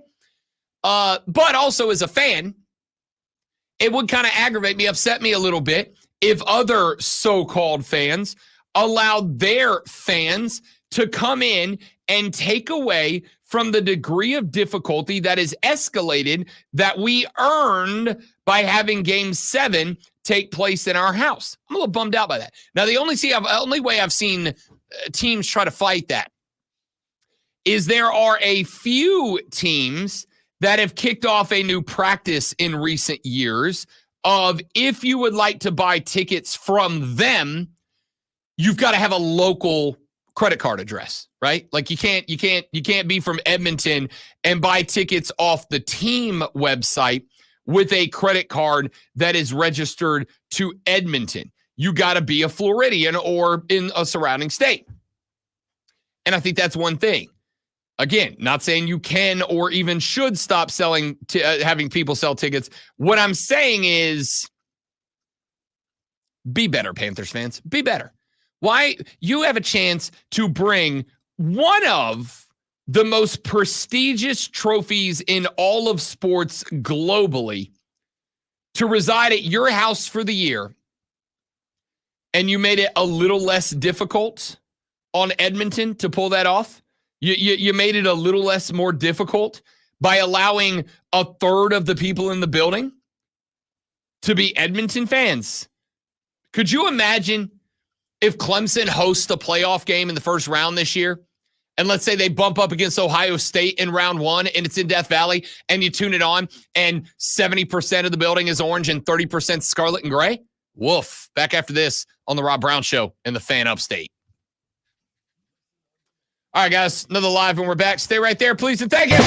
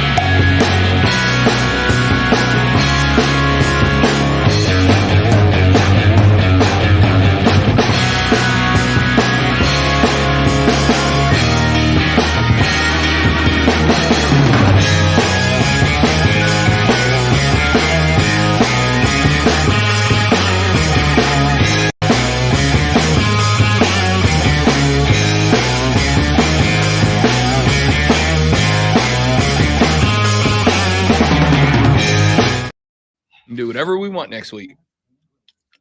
Unless I act like the power. I got the power. Puff my chest out. Peacock strut down the hallway. You're gonna be gone 2 days next week. I mean, you know. I am. Off Monday, in Tuesday, off Wednesday, in Thursday and Friday. Also, there's going to be. I thought the 4th was on Thursday. I thought it was Wednesday. I could be wrong. It is Thursday. You are correct. So if the 1st is on Monday. So in Tuesday, Wednesday, off Thursday, in Friday. I really should take that Friday off, but I can't. If this is a normal year, we're all taking Friday off, right? Probably not me. 4-day weekend? But it's not. You're still working Saturday. So am I. That is true. The 26th this is the Friday of ACC Media Week. So I'm off on Wednesday because of the Blink concert. Yeah, me too. Be in Thursday. Actually, I'll be in Charlotte Thursday. And then when that's over, I'll be off on Friday because Courtney and I that's the weekend we're going to go down to St. Augustine. And Was that in thing? no, that we you decided sent that him? literally yesterday. Yeah, you need to let him know Yep. that. So. Join us on the live stream, Facebook.com/TheFanUpstate, Twitter.com/TheFanUpstate, The Fan Upstate, or The Rob Brown Show on YouTube and The Rob Brown Show on Twitch. We are live all 4 hours. Like you said, the Rob Around show. Don't do that. It's against the law. You did say that. I just, okay. I'm sorry. You can watch the show Who's all law? 4 hours, all 5 days of the week, at least the weeks that we are in here, all 5 weeks. Before we move on, couple of things to keep you abreast of. Let's start with, I really thought you were going to roll the Beavis and Butthead clip there, and it would have been very fair. No, I was trying you said don't do that. And now I'm not. I said what? Don't play Beavis and Butthead? No, I said don't when emphasize how dumb I am when I say dumb okay, words. okay, you were really serious when you said that. So I was processing, and that's, I'm like, okay. Next Monday, I will be off. We will be off. Next Monday, I will be driving back up from a weekend in Florida. This Friday, we will have the show, but I will be broadcasting from Florida on Friday. Glad you mentioned that because I already forgot. Lonzo would have been panicking at 6:55 or 5:55. And where the hell is he? This Friday, I'll be broadcasting from Florida. But we will have a show. Next Monday, we'll not have a show as I will be driving back from a weekend with the family and the band. Friday night opening for Jefferson Starship, because why not? Right? Why not?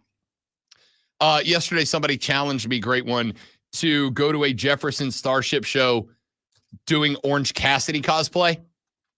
That's going to have to happen. I got to find a denim jacket. He's back to using the other song now, but still. That's okay. He used that for a while. Why not? Still going to do it. It took me a second to register why you would do that. And it's like, oh, yeah. For Jane, I believe, was the song. That is correct. So we'll have a show Friday. I will, and it's fun. Don't you as of hope right they now, offer you to come on stage just so you can go, Jane, Zero- Jane. 0% chance they know what I'm doing. I'm just some dork in a denim jacket. You guys are opening for them. Yeah, They're but going to be out there watching. we'll see. You might be discovered. Hey, Lonzo, I quit. Why? Because I'm now the third rhythm guitarist in Jefferson Starship, traveling the country playing elite events like the Destin Whiskey Festival.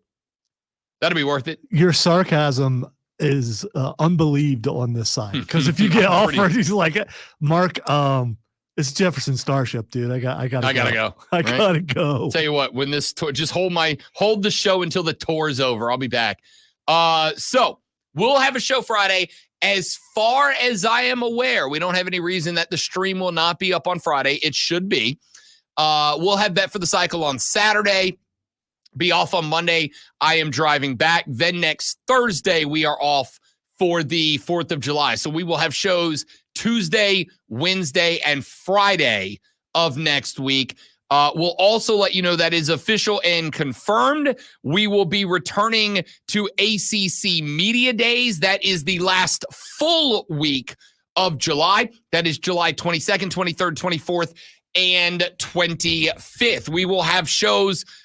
This show will be live from ACC Media Days in Charlotte on Monday the 22nd.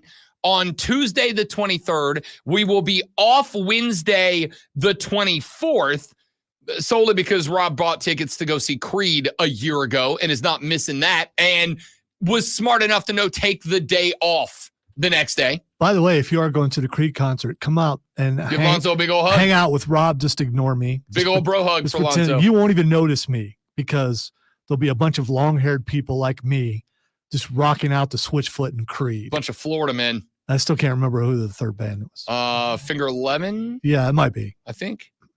Doesn't matter. We're all there to see Scott and the boys. Well, All right. hopefully they're the in-between band, so I have time to go, stand in line to peek because I'm guessing there'll be a big line. I've never been to a rock concert that wasn't a Christian concert, and I've never been to one where there were three bands. We're just broadening Lonzo's So horizons. so out I here. don't know. I don't know what lines are like for the I'm guessing there. I've been there before. Last time I was there was for Weird Al. I don't count that as a rock concert. I count that as an I do. experience. Man's that a was- legend. That was an experience because he's got all genres. I've never seen Weird Al. Kind of It was- disappointing. It was amazing. Ask Chris about it too. So we will be off on the 24th of July. And then on the 25th, we will be live in Charlotte again. That is the day that Clemson will have their media day. So we will be there live for that day. We will be broadcasting live Monday, Tuesday, and Thursday. Diesel and Cole with Wire to Wire, our afternoon co-parts, will be broadcasting live on on Monday, Tuesday, and Wednesday. I just thought of something. Okay. Cole can reach volumes not quite your level, but he's up there compared to other people that are there at ACC Media Days. ACC Karen? Will ACC Karen come after Cole? It's a great question. She did not come after me last year. Yeah, but you if you recall, They also had me way the hell yeah. away from the stage last year. yeah. 2 years ago, they put our table. So when you go, every station that's there has an assigned table. That is your table for the week. And it is yours to use for what you want when you want to use it. 2 years ago, our table was directly behind. I think it was one row over from the ACC network stage. And I learned that on show one. Now, at the time were we in the 9 to noon slot? I think we were 9 to noon at that point. We were in that slot. They were going live from ACC Media Days, and my phone blew up from people that were like, yo, bro, you're on TV right now. And I realized, great, we're right there. And that was the second consecutive year that ACC Karen came over and was like, hey, man, we need you to not be you right now. We need you to take that volume level from 11 down to like 0.5, please and thank you. And I did the best I could because, I didn't want to get blacklisted from the event. Showed up last year after 2 consecutive years of being the ballroom you do it in. It's actually a big lobby outside of the ballroom, but you go up the because there's an escalator. escalator right in the middle of it. You go up the escalator. The escalator's kind of in the middle of the room. So when you go up the escalator to the top, they have a trophy display of the ACC title trophy, the Orange Bowl trophy. I think the last national championship was there last time we were up there. But you go up and then you get off the escalator and you walk either right or left around the edge of the escalator. And there's it's like a one person walk with hallway that goes from the end of the escalator around, and then it opens up to the big room. And that's where the ACC stage is. And that's where all the TV crews are set up with their studio or whatever. For the first 3 years that I attended media days in Charlotte, the first 3 they had us in that big open portion of the room, which is where the coaches and the players spend most of their time walking around. After my 3rd consecutive run-in with ACC Karen last year or 2 years ago, last year I arrived to find that our table had been moved over to the hallway next to the escalator. There were like 3 tables on either side. One of them was me, a cat out of Louisville who was also super loud, and a guy out of, I think, Tallahassee on our side that's also super. Like, clearly the 3 of us were like, oh, I get it. Which kind of stank because it resulted in anytime one of us were live, we all found ourselves overpowering each other. Not intentionally, it just happens. But I am very curious with us running 2 shows there this year, as we will be live again Monday, Tuesday, and Thursday. Cole and Diesel will be live Monday, Tuesday, and Wednesday. I am very curious as to our location this year. Are they going to put us back in the big room? Because they give priority to stations that are running more shows. If you're running 2 or 3 shows in a pod, they put you a little closer to the action. If you just do one show, like we did primarily last year, then they kind of stick you off to the side or back in that hallway. I am wondering with 2 shows if this is another year that we have some interaction with ACC carrying. I almost regret not going because if we were to get into a debate like we do in the 6 o'clock hour quite often, think of how loud that would be there. Because you're already loud, but when you want to fight, when you want to go, you get a little bit louder. When you want to go. Yeah. And you want to go, bro. Yeah. You want to go, bro. You want to go, bro. Hey, bro, you want to go? I'm looking forward to it. Blow up, square up. Yeah. So they have it off on Monday upcoming, from Florida Friday, off on Monday, and then July 22nd, 23rd, 24th, and 25th. We will be live as well, wire to wire, from ACC Media Days. The Rob Brown Show live on Monday, Tuesday, and Thursday. Cole and Diesel live on Monday, Tuesday, and Wednesday. So there's your setup. There's your schedule. You're not going to see me much for 2 weeks there because I'm on vacation like part of the 2 weeks before that. I'm not taking 2 weeks. I'm like taking a Thursday and Friday off. 2 weeks off? No, I'm taking a Thursday and Friday off, and then on Monday, Tuesday, and I was Wednesday. about to say, I need to get on the Lonzo compensation plan. Come on, you know how many vacation days I have. But I'm staggering the vacation in order to make sure that work gets done around here because, I'm a company guy. That is the reason why I'm doing it. Oh, man. All right. Coming up on the show as we roll through a couple of things I want to get to. Mike McCarthy is the head coach of the Dallas Cowboys. Reports are coming out of Dallas right now that he is, and I quote the article, fed up, end quote, with Gerald Jones, which, yeah. How could you not be? We'll talk about that later in the show. NFL Players Association is bracing for the push by the NFL to increase the size of the regular season up to 18 games. And interestingly enough, there is a split in the NFLPA of players that are fine with it and players that are not. We will address that coming up later in the show. We'll further break down the Stanley Cup as the Florida Panthers bring the cup back to the Sunshine State. We'll talk about that. More about the Charlotte City Council giving the old thumbs up to David Tepper for $600+ million in taxpayer money to renovate Bank of America Stadium. We'll get into the details of that later in the show. And a 2024 Carolina Panthers fantasy football projection was laid down by CBS Sports this week. Now, I will tell you all, I will talk fantasy football with you in season. I will give you fantasy football thoughts and advice. I do not play it anymore. And I don't play fantasy football because I'm too competitive and obsessive. That's all it comes down to. No, not you. I know. No way. I know. When it got to the point that I was spending more time setting 3 to 9 fantasy football rosters than I was actually working, I came to the conclusion that I should probably stop. So I did. But there is a reason I like talking fantasy football season previews. That reason is it can give you some insight on what the experts think teams are going to be able to do.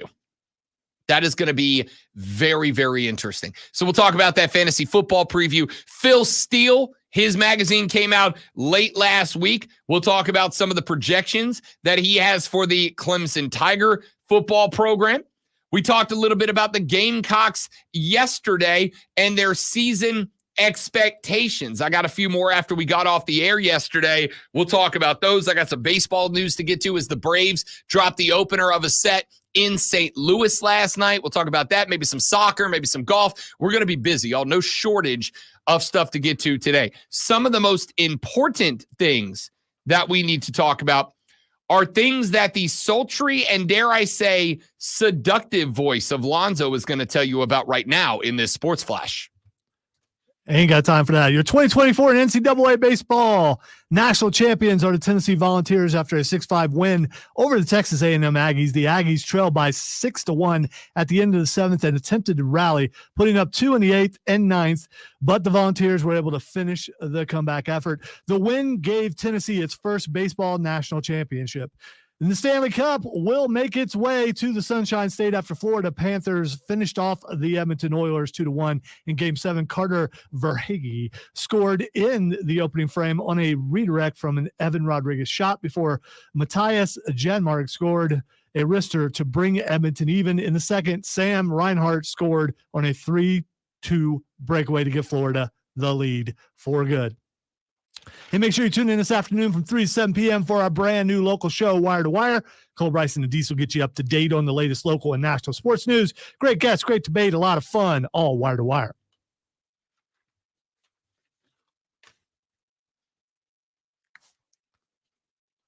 You got time to play. The stories are too long.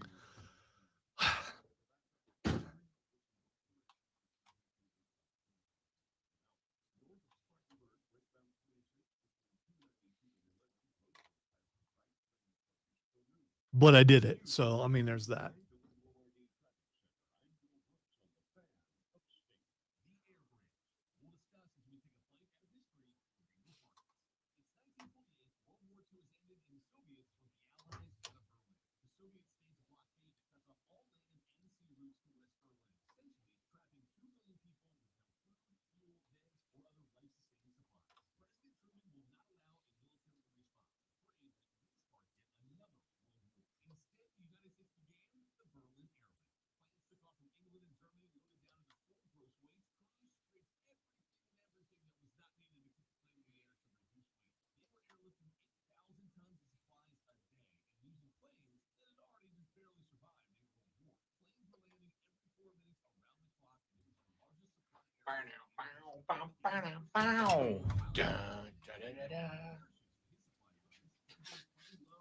Yes, Thursday morning live from ACC Media Days. Because, Keegan, what's going to happen is I'm going to hit Cree Tuesday. I'm off on Wednesday, but I do still have to drive to Charlotte Wednesday night to go check back in. Wednesday night after he sleeps all day. Wednesday. Correct. Yeah. I thought about going Thursday, but I changed my mind. Why? Because, all right, I'm going to be honest to everyone out there. I don't like the ACC. I know you ain't figured it out. I know you ain't figured it out yet, but I don't, if it was the SEC, I'd be there every single day. I tried to talk him into sending us to Dallas. Yeah, if it's that, I mean, I've never been on a plane. I might actually get on a plane for that because, yeah. But I appreciate that I was given the option to go. But, yeah, plus it's a whole lot of people like that you have to talk to and stuff. Lonzo's the definition of I don't want to go. I just want to be asked to go. That is part of it. But the other thing is I had a really bad experience with somebody else, and that has that is. I know, but I am a. Yeah. But you also forget I'm there when we go places, and so I'm there by myself, and I do not want to be there by myself. That's just what you do. I mean, I'm used to it now. It still hurts, but I mean, you go off and I turn around and you're gone and I'm there by myself with in a place where I don't want to be. So, and then someone might talk to me and I may have to talk back and, it'll be all awkward. Nobody wants that. Unless you're watching and think it's funny.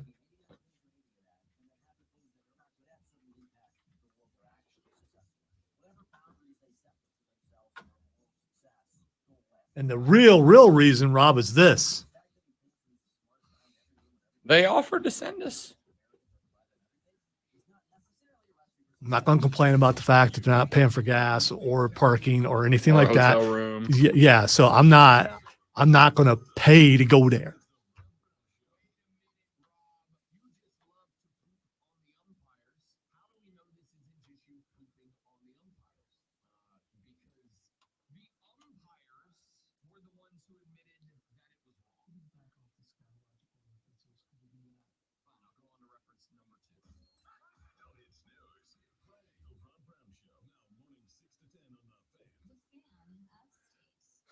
Sounds like you may have an addiction going on there, Shane. You might need to get that checked out.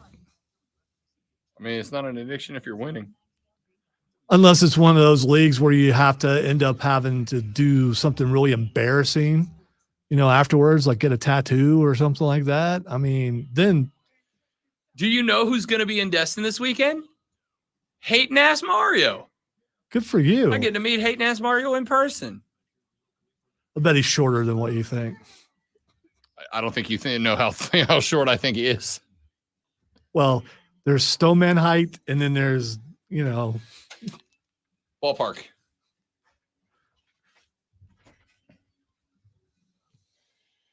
The Rob Brown Show carries on. It's the Fan Upstate. Robin Lonzo. Happy Tuesday, my dudes and my dudettes. Wonderful to have you along for the ride. The foremost electrifying hours in sports talk entertainment. There's a 4 in there somewhere. I don't know. Yeah. There sure is. Let's go back very briefly to this JJ Redick thing. Yep. Let's go back to this JJ Redick thing for just a minute. Wait, dadgummit, I forgot. I always forget that I have the thing. They don't know that you forgot. You could have let the music go and no one would have noticed. Yes! Yes! Nope. Yes! Nope. Yes! Nope. Let's go back to this JJ Redick thing for just a few moments. JJ Redick gets hired as the head coach of the Lakers. Stick with me. This is not a Lakers segment. Okay? It's a sports segment as a whole. JJ Redick got hired. JJ Redick goes to the podium yesterday in his press conference, and JJ Redick says this. What misconceptions or concerns about you that you've heard in the last few weeks are you the most looking forward to dispelling when you're the coach? It's a valid question, and I've certainly heard everything. It's been a really interesting 6 weeks or so. Just in terms of, being part of the engagement farming industry, it's been really interesting. However, I don't really have a great answer for your question because I really don't give a honestly. I want to coach the Lakers. I want to coach the team. I don't want to dispel anything. I don't. I want to become a great coach in the NBA, and I want to win championships. And I want my players to maximize their careers. That's all I care about. The minor detail is I absolutely love the term engagement farming industry. That's so good. And, props to JJ for acknowledging that that's what his podcast is. What does that mean? Getting attention for money. Which, so are we. Definitely. I just find that there is a preferred way to do it for me, which is not hot take radio. It's never been my bag. And for a lot of people, it is. Okay. Now, that's not what I care about. What I care about is the effort that the Lakers are going through here. What I care about is that the Lakers are doing something different, right? They're not just bringing in another one of the retread coaches. They're not going to get a guy that they tried with, LeBron's worked with in the past. They didn't go get a guy that was just going to be, and I'm not saying JJ Redick isn't going to be a LeBron pushover. He might very well be a LeBron pushover. Hell, they might have gotten him because he's a LeBron pushover. I don't know if that's the case or not. What I do know is, regardless of their reasoning, they're trying something different. They're trying something new. Does JJ Redick have experience? No. Does that mean that every person without experience is going to fail? No.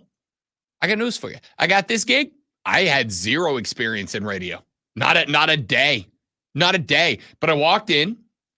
Not this job. Yeah, not this this job. industry. Yeah. Okay. My first radio gig was on the air 24 hours after I opened the door, lied about having an appointment with the owner of the company, opened the door, walked in, told him that I was there for the interview, an interview I did not have scheduled, but just told him I was there for the interview. He said, "What interview?" I said, to get hired on air, because I didn't know what to say. Because and this is true, kids, listen to Uncle Rob, but sometimes don't. I lied about having a meeting with the owner. I lied about having an interview appointment with him. We talked for half an hour, and he goes, "You know what? I know what it was for. It was for our open producer position, wasn't it?" And I went, "Yeah, that was it." Again, lying. And I got it, right? Had no experience. Well, here I am 17 years later. Deceit rarely pays off, kids. So yeah, don't listen to it. Yeah, but when it does, it's a dope story. It's a great story. I'll tell the story one day about how I got into this full time, but that's the nuts and bolts of it. Okay. Now, I'm not supposed to be here either. I went to recording school after every place that I worked at went out of business. Not just, don't come back here. It's like the building shut down and was sold or demolished, and went to recording school. It covered radio for like a half hour. So, and here I am nearly 30 years later. So, I mean, lie is our point, kids. Lie to get a job is our point. I didn't. So they go with JJ Redick, and obviously the detractors of the decision have said, "Oh, he's got no experience. He doesn't know what it's like to be a head coach." And these are all obviously true things. I don't care. I have made the argument. I have made the point already. You got Braun for 2 more years maximum. Maximum, you got 2 years. Likely 1, maybe 2. So you're saying that they're looking at this as a 2-year hire, or are you looking at this guy to be your future and to be able to build a team after LeBron? I'm saying you're looking at it as an experiment. The team is established right now. It's not as good as it's going to need to be. D'Lo's got to go. They're going to need to be real good in the draft with number 17. I'll say right now, drafting Bronny James is a mistake for the Lakers. They're the most likely, I think, team to do it in the first round, but it would be a massive mistake to draft LeBron Jr. He ain't ready. He ain't that guy yet, and they got to find that guy. What I'm saying is, JJ is an experiment. JJ is an experiment that syncs up with the end of the LeBron James era. That's it. It syncs up with the end of LeBron James. If JJ Redick and LeBron James are able to guide the Lakers to some level of success, once again, like we've been talking about with Clemson and South Carolina, every person is going to have a different definition of success. But if they are able to guide the Lakers to some form of success, and then LeBron goes away, he retires, or he decides he wants to go play 1 more year in C-Town or whatever it's going to be, well, now you've got a guy who's been locked in for a couple of years. He's got a guy that has been there through the transition. And if JJ Redick does not work out, well, you got to blow the whole damn thing up anyway, so you might as well blow up every aspect of it. You might as well blow up the head coaching position as well. What I'm interested in is what is the philosophical, if any, philosophical change in sports if JJ Redick is a success, right? Because, and it doesn't matter if you're talking NFL or MLB or NHL or MLS or whatever. Teams historically have been reluctant to bring in coaches that do not have head coaching experience. So, I mean, they've always got to get a first job. Cleveland just hired one of the Golden State assistant coaches who has never been a head coach. The difference, obviously, that JJ Redick has never been in the league as a coach. And I'm not saying that that's preferential over a guy, let's say, similar to J.J. Redick. Similar to J.J. Redick in age, similar in J.J. Redick to culture, similar with J.J. Redick to relationships with players in the league that you can utilize and build off of. I'm saying if everything else was the same, would I have preferred J.J. Redick have been in a coaching tree for a little while? Yeah, probably, if we're keeping it a buck. But here's the thing. Like I said, Rob Brown had never been in radio. Then Rob Brown got a producer's position that he lied to acquire. And it turned out I was pretty good at it. At least I think so. I'm still here 17 years later and a number of jumps up in market. And I'm still here. It's not like you're nominated for an award or anything, though. 3 of them. 2 of them, Alonzo got me nominated for. 1 of them I did. Point here is, just because someone doesn't have experience doesn't mean they're not going to get it. Will there be a learning curve? Probably. Probably a learning curve for J.J. Redick. But I will say this. J.J. Redick yesterday said a lot of things in his press conference, along with, I really don't give a. He also talked about, in what I think was, to be honest, a moment that could have been too big for him. I would have been concerned if JJ would have shown all the signs of a coach who knew maybe they were in over their head a little bit. But JJ Redick was calm. He was cool. He was collected. He wasn't just answering questions. He was giving good answers. He was talking about the need for LeBron James to be included in the offense. He was talking about specifics of the offense. Pointed out that is, in his opinion, one of the failures for LA last year, especially when you look at teams like Boston, who made the NBA Finals, like Dallas, who made the NBA Finals, like the Knicks, who, if they weren't banged up like a MASH unit, maybe would have been the team to take down Beantown. The NBA has moved over the past couple of years, and it's a pendulum. It's going to swing one way, then it's going to swing back the other.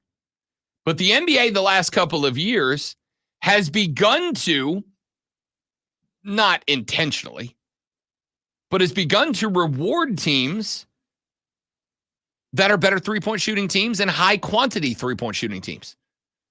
Boston had, I think, 5 or 6 playoff games where they lifted over 40 three-point shots in a single game. Over 40 three-point shots in a game. That, for most teams, is going to be slightly less than half of your total possessions. The Lakers were putting up like 20, right? Which is not a bad number if you're a bad three-point shooting team, but they weren't a bad three-point shooting team. J.J. Redick came in the first 10 minutes of his presser, said, look, I need us to shoot more threes. I need LeBron lifting more threes. But then when they asked about that, and they said, wait a minute, coach, what about AD? He went on to say that Anthony Davis is the, quote, hub, end quote, of the Lakers of tact. He talked about how Rui Hachimura is an asset, is a weapon off of the bench, but you've got to create for Hachimura. Hachimura is not a creator.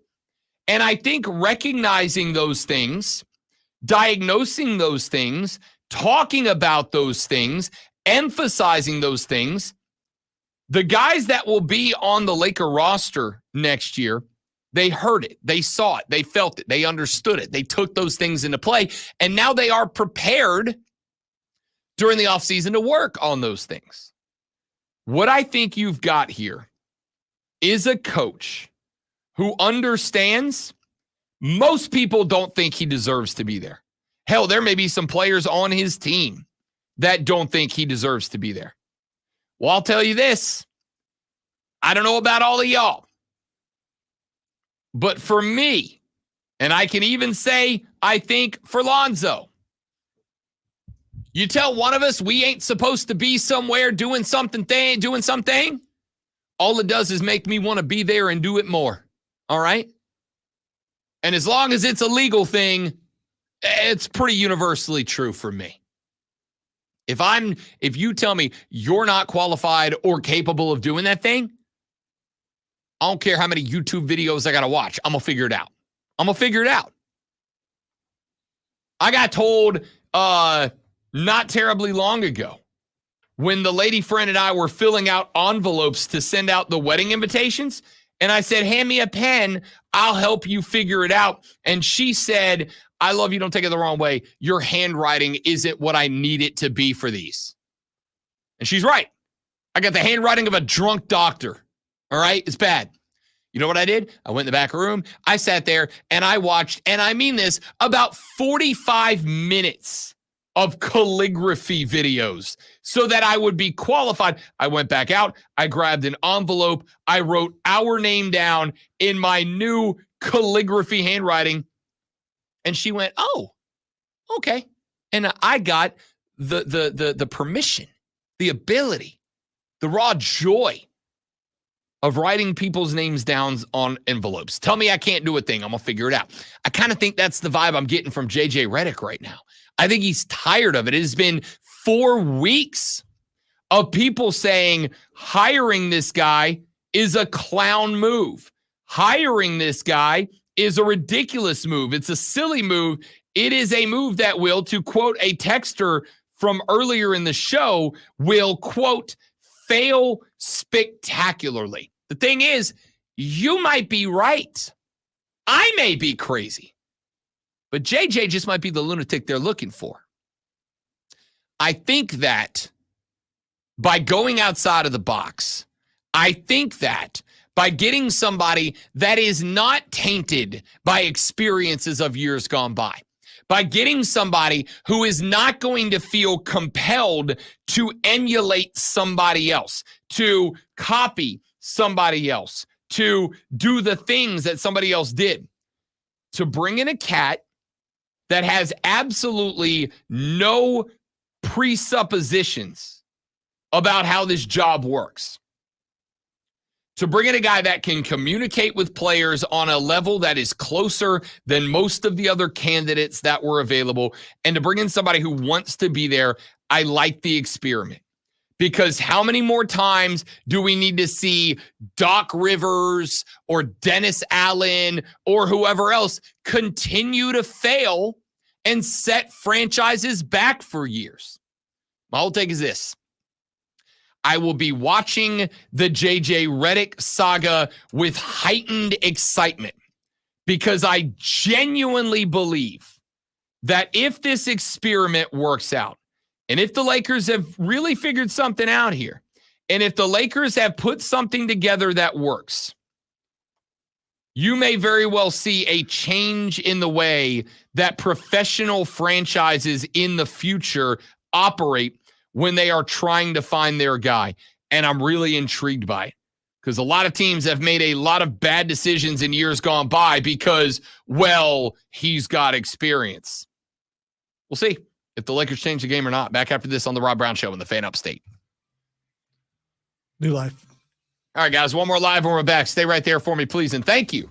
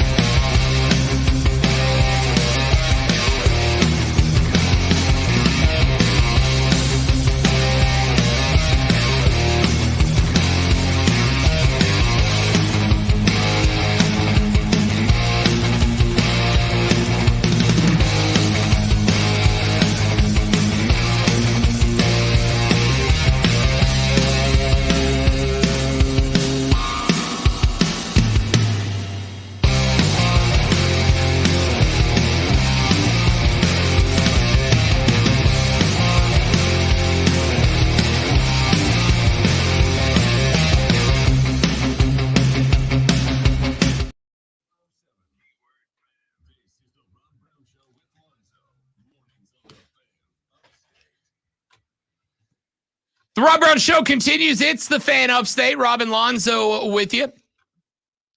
There has long been a discussion ongoing about the potential for the National Football League to switch to an 18-game regular season. Of course, it was 16 forever, and then it shifted to the 17. There was a lot of pushback against that. The NFL has been wanting to expand to 18 games for a very long time. You will recall that the 17-game regular season was actually a compromise between the NFL and the NFLPA. It was part of what ended the last collective bargaining agreement standoff. Was the NFL wanted 18. The Players Association wanted to leave it at 16. And as a handshake good faith agreement, both parties decided, let's just meet in the middle. I'll start walking your way. You start walking mine. 17 games ended up being the arrangement. Now, the NFL is still pushing for that 18th game. And again, in case you ever wonder why, pop quiz time, great one. What's the reason that every decision in sports administration gets made? See, I hate when you do these questions because I'm always on the edge of making a mistake. So I'm just going to go with money. Yes! That is correct. That is correct. More games, more money for the NFL. That's the whole game, ladies and gentlemen. It's nothing deeper than that. If you ever want to know why an administration makes a decision, 99.999999999% of the time, it's because it gets some more money. Well, Pro Football Talk is reporting that, quote, per a source with knowledge of the situation, the NFL Players Association is already bracing for an 18-game schedule. And one of the things the NFLPA has to ponder is whether and to what extent the players want it. Florio and Pro Football Talk say that younger players seem to be fine with an 18-game schedule. Their votes count the same as older players, and older players are not on board. They go on to say that although comments from the commissioner in late April boosted the conversation, the truth is that the issue returned to the front burner when Browns GM Andrew Berry explained on PFT Live from the scouting combine that Cleveland had proposed a 2-week delay in the trade deadline to account for the 17th regular game and in anticipation of an 18th game being added to the schedule. After the chatter resurfaced in late February, new union president Jalen Reeves-Maben didn't dismiss the possibility when asked about it, saying simply that, quote, when the time comes up, we'll address it. Well, an item posted Thursday on ESPN by reporter Brooke Pryor gathers quotes from various players as to the possibility of adding another regular season game. A number of players like Colts center Ryan Kelly, who was quoted, spoke out against it, whereas Steelers safety DeMonte Casey said he was a little bit more pragmatic. He said, quote, it can be positive for both sides. People look at it as another week to feed your family. I love it, end quote. I don't really have a side one way or the other on this, to be honest. Like, I'm never going to argue for less football. I also understand as a baseball fan that there's a saturation point. However, I don't think 18 games is the saturation point for the NFL. I don't think that NFL fans are going to say, no, I'm good with 17. I think we're good. I'll tell you what I think is going to end up happening here. I think there's a couple of things that are going to come out of the play. Lester on the stream beat me to the first one, which is there's going to be another bye week that is going to get added. Every team was going to end up with 2 bye weeks. So does this extend the season even further? No, I don't think it. I don't think it has to. Well, yes, by one, instead of adding 1 more week, you would have to add 2 more weeks to the regular season, 1 to account for every team's 18th game and 1 to account for a second bye week, which is something I think the PA will push for. So we push the Super Bowl back even further into February? Yeah, pretty much. I do not think you will get an expanded playoff. So I think the playoff format is going to stay the same. You're going to have the 1 team with the bye. Then you're going to have your 3 other conference winners taking on 3 wild card teams. And I think the structure of the playoffs will remain the same. So, yeah, the Super Bowl will get pushed a little bit later in February. Here's the thing. Outside of college basketball's conference season, there's nothing that the NFL is competing with there, right? Like the NBA regular season. But there's nothing else outside of the NBA's regular season you're competing with. And let's call it a spade here. It doesn't compete with the NBA's games. It dominates it, right? Like the NBA is already reeling right now because the NFL has added Christmas Day games to the roster this year. Lonzo's Chiefs take on CJ Stroud and the Texans on Christmas Day this year. It is the middle of the week, and they are doing it. I'm going to go ahead and call the shot now. Great one. There will be more NFL fans streaming that Kansas City-Houston game than cable fans will tune in to watch the Lakers play whoever the Lakers get lined up against on Christmas Day this year. Yeah, I'd say that's probably accurate. Yeah, I don't think I'm rattling any cages pointing that out. And that's from an NBA fan. That's from a fan of the association. It is not a competition. Anybody who says competition, it's not a competition. The NFL is going to dominate the NBA. You could put the NFL's regular season up against the damn NBA finals, and it would dominate. Do you know anybody who are basketball alone as far as NBA fans alone and not a fan of football? Because it seems to me there's a lot of crossover, and the choice is going to be football over basketball. Sure. I don't disagree. I am a basketball guy. All right. Here's the blasphemy of Rob Brown. I'm a basketball first guy. I love basketball. It's my favorite sport. I also understand that football's king, not just here, almost exclusively nationwide. Football is king. I make no bones about that. That is not a question. That is a statement. So football can do whatever the hell it wants. It's going to be fine. The NFL can do whatever it wants. Football is going to be fine. My question mark for this one is, what is the NFL going to have to give up in order to get that last game, right? This is all going to be give and take. The PA is going to push back against the 18-game schedule, not because they are consensus against it. PFT is reporting right now that there is a at least recognizable number of young players who don't seem to care. And if that's the case, then you got to grab it now before that becomes the overwhelming sentimentality of the entire association, of the entire league. You've got to get it now while the big power players at the table, the older players, the established vets at the table are still on your side. Because once they continue to age out of the league and this new generation of player starts to pop up and go, yeah, no, we're dogs, give it to us, let us eat. Once they start to take over, you kind of lose your leverage there. So my only question is, what is the NFL going to have to give up to get that 18th game? They want it. It expands the TV contracts, as we are seeing in college football and we'll be talking about coming up in the next segment. More games, more eyeballs, more advertising, bigger television contracts. That's just how it works. That's all it is. So what will they have to give up? I think you are going to end up getting a second bye added to the regular season for teams. I also think you will probably see some level of team control that is added regarding travel, back-to-back roadies, et cetera, or I should say back-to-back roadies, et cetera. I think you will see a leveling out of the schedule at the behest of the NFL teams in response to the owners wanting this 18 game. I'm intrigued to see how this plays out. We'll keep you up to date as these reports start to come in.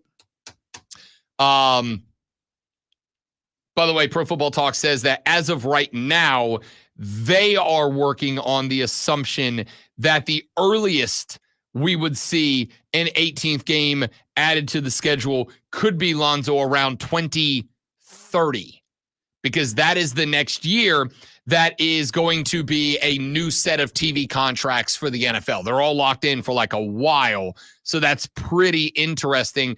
The question is that 18th game valuable enough that they would pull the current contracts, pay off whatever they got to pay off, to immediately turn around and renegotiate them with an 18th game involved? We'll find out. When we come back, is a new governance structure on the horizon that could officially kill the concept of D1 football. It's weird, I know. Stick with me. The Rob Brown Show. It's the Fan Upstate.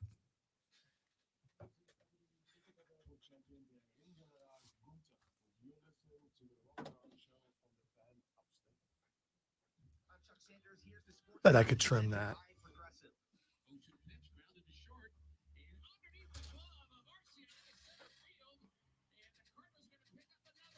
I wonder if you could shift. I wonder if you shift opening day up a week, right? Shift opening day up a week and the playoffs back a week.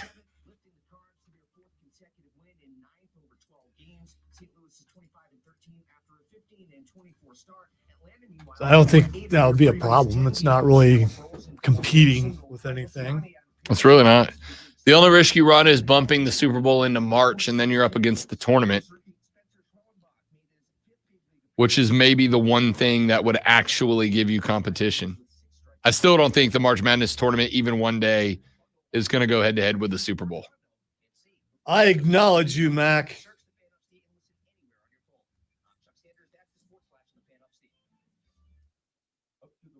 Put the ones up. Oh.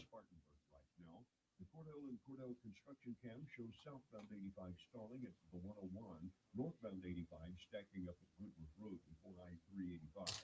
The backup is at least 4 miles in both directions, with traffic moving about 25 miles an hour. From the News Talk 98.9 WORD Traffic Center, I'm Bill Brooks on the Fan Upstate. We all hear the radio ads about the IRS. They tell you to be afraid, to be scared, and they try to frighten you into calling. I'm not here to do that. Tax Relief Advocates is different. TRA is here to tell you that if you owe money to the IRS, whether it's $5,000, $50,000, or $500,000, we have a solution. It doesn't matter if you're sitting in your car, at work, or with your kids. No matter where you are, call now. 800-575-6986. Don't lose hope. TRA can eliminate or reduce what you owe to the IRS. I have one of those big trash cans, with the wheels and stuff. Yeah. Something keeps turning it over. And I'm concerned because I don't think the raccoons or the possums can do that unless there's like 5 Raccoons of them. can. They're smart. Yeah, but I mean, they just open the lid and Especially go. if you got a fat raccoon. Yeah, but they just open the lid and go inside. No, I've seen it before. They'll get inside, but then because of the fact that they can't get back out because the walls are slippery, they'll start banging into the walls until it falls over. I'm worried it's a. I got you, Matt. Could be a bear. That's what I'm worried about, it being a bear. Yes. Absolutely could be a bear. Yeah, that's a concern. But if it's a bear, it's a black bear, and you got nothing to worry about. Yeah, okay, whatever. It's still a bear. I ain't never been around no bear, and I don't want to know. You have been. I guarantee you've been around a bear. You just didn't know it. I am unaware There it is. of being around a bear. I do hear noises, and I move very quickly. Like this morning, when I heard something crashing, which is probably just deer, but I don't know. It's really hard to get into my car fast. So I'm just saying. As long as it just kind of turns around and falls. Today I did. It's like it might catch my legs, but most of me is getting in the car.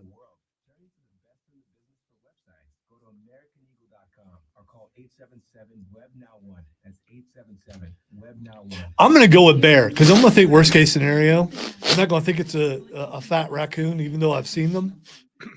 Fat raccoon. I've seen some really fat possum too. So.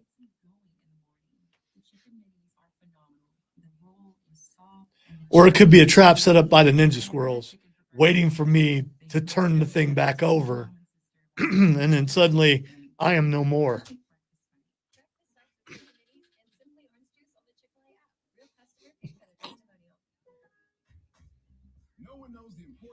I know that, Mac. Thank you. That's my concern. Hide your kids, hide your wife. Bear eating everybody up in here. I know there are more bear sightings. I guess I technically don't live in the upstate, but still, I do live in the woods with other connecting woods around where bear could travel without being seen. Or maybe it's that donkey from yesterday. What was his name, Rob? Dominic the donkey. Okay, yeah. La, la, la, la.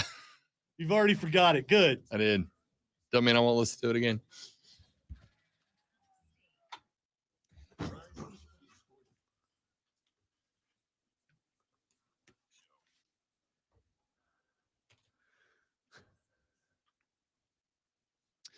The Rob Brown Show rolls on. It's the Fan Upstate.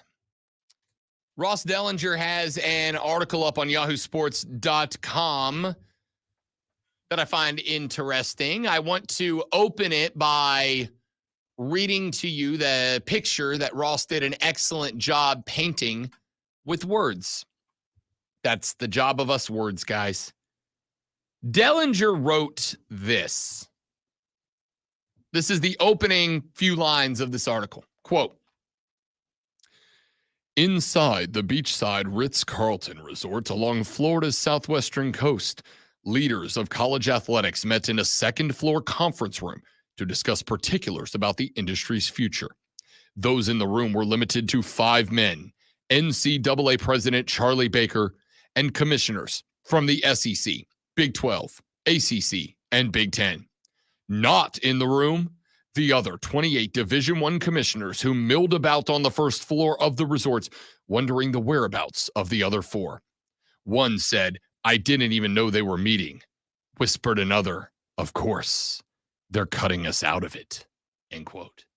Now, I make jokes about it because sarcasm is my love language. But, yeah, this is kind of, it's not a conspiracy, dude. It's not a conspiracy. As I have told you all, there is one inevitable outcome here. The inevitable outcome is that the power conferences, of which today there are 4, I cannot guarantee that much longer. The ACC, the Big 10, the SEC, and the Geico 12. They, at this meeting, according to the picture that Ross Dellinger has painted here, the commissioners' meetings are taking place in Florida right now at the Ritz. Of course, it's at the Ritz. How can we afford to pay these athletes? Maybe stop putting up 1,000 people at the Ritz, Charlie. Maybe there's your start, bud. I'm just hearing Frankenstein singing "Putting on the Ritz," but you know, putting on the Ritz. That's God, Mel Brooks the best, the best. So my sarcasm aside, because I have no off switch. Instead, let's talk about what happened here. There are meetings set up for all of the conference commissioners, 32 of them, all in total. And at least one point during the meeting, Charlie Baker decided that it was appropriate to call the commissioners of the ACC, the SEC, the Big 10, and the GameStop 12 away from the rest of the meetings to go have a little sidebar. Go have a little conversation. Why don't you fellas come on up? I got the good whiskey on ice upstairs. Let's have us a little family gathering, shall we? Let's have a talk. Let's have a little get together. And the rest of the conference commissioners that are there, according to Ross Dellinger, had no idea that that was happening. Legitimately were like, okay, meetings. Where's Charlie? Where's Tony? Where's Tony Petitti? Tony Petitti's supposed to be down here. Where's Tony? It's a different conference. Tony Petitti. Who would be leading the thing? I don't know. Greg Sankey might have some stuff to say about that. Yeah, but I mean, you know, he's a figurehead. All sitting under the Don, Charlie Baker. At least for now. At least for now. We'll see. So, there is a meeting going on that has all of the lower conferences and basketball only schools, et cetera, that are all there. They are all now looking out and going, wait a minute here. Wait a minute. The writing is on the metaphorical wall, is it not? So this would be akin to if we had a station meeting and Diesel wasn't involved. It was me, you, and Cole. Yeah, you know, the big swingers, Yeah, so to speak. And he's going, okay, why wasn't I invited to that meeting? You know what it is? I could have used me as the example, but that's probably wouldn't be as unusual as Diesel being left out. So, you know. It is the equivalent of when you and I finish shows and we walk down the hall, we don't find anybody, and then we get told all the managers are behind closed doors. It's like, oh, Then the never once has that door speculation- open, and they come out and go, everybody's getting a raise. You get a raise. You get a raise. You get a raise. Everybody gets a raise. or that fear you feel when you see the email that says mandatory meeting, everyone is expected. Correct. Yeah. Correct. Very rarely does something awesome come out of those. It's just rare, okay? And that's not just us saying that here. I mean, that's for everybody who works for a company that has email. That's just kind of how it goes. So there's a bit of a boiling point that we are approaching when it comes to college ball. Dellinger writes that as of right now, the Power 5 conferences are paying about 23% total of the back pay from the antitrust lawsuits the NCAA lost not too long ago. The NCAA national office is footing about 42% of the bill. The confounding part, Dellinger writes, many commissioners say, is that about 95% of the $2.77 billion in back pay is intended to be distributed to power conference athletes. One commissioner said, Tom Wistrcill, Wistrcill. Works for me. Tom Worcestershire, commissioner of the Big Sky Conference, said, quote, I am looking at a 10% operating budget cut so that money can go to their former student athletes. In the system we've created, some schools and conferences are doing really, really well. Good for them, but some are struggling. Hey, Rob, what's the Big Sky Conference? That's where Montaigne plays. Ah, okay. Joe Montaigne was a quarterback, you idiot.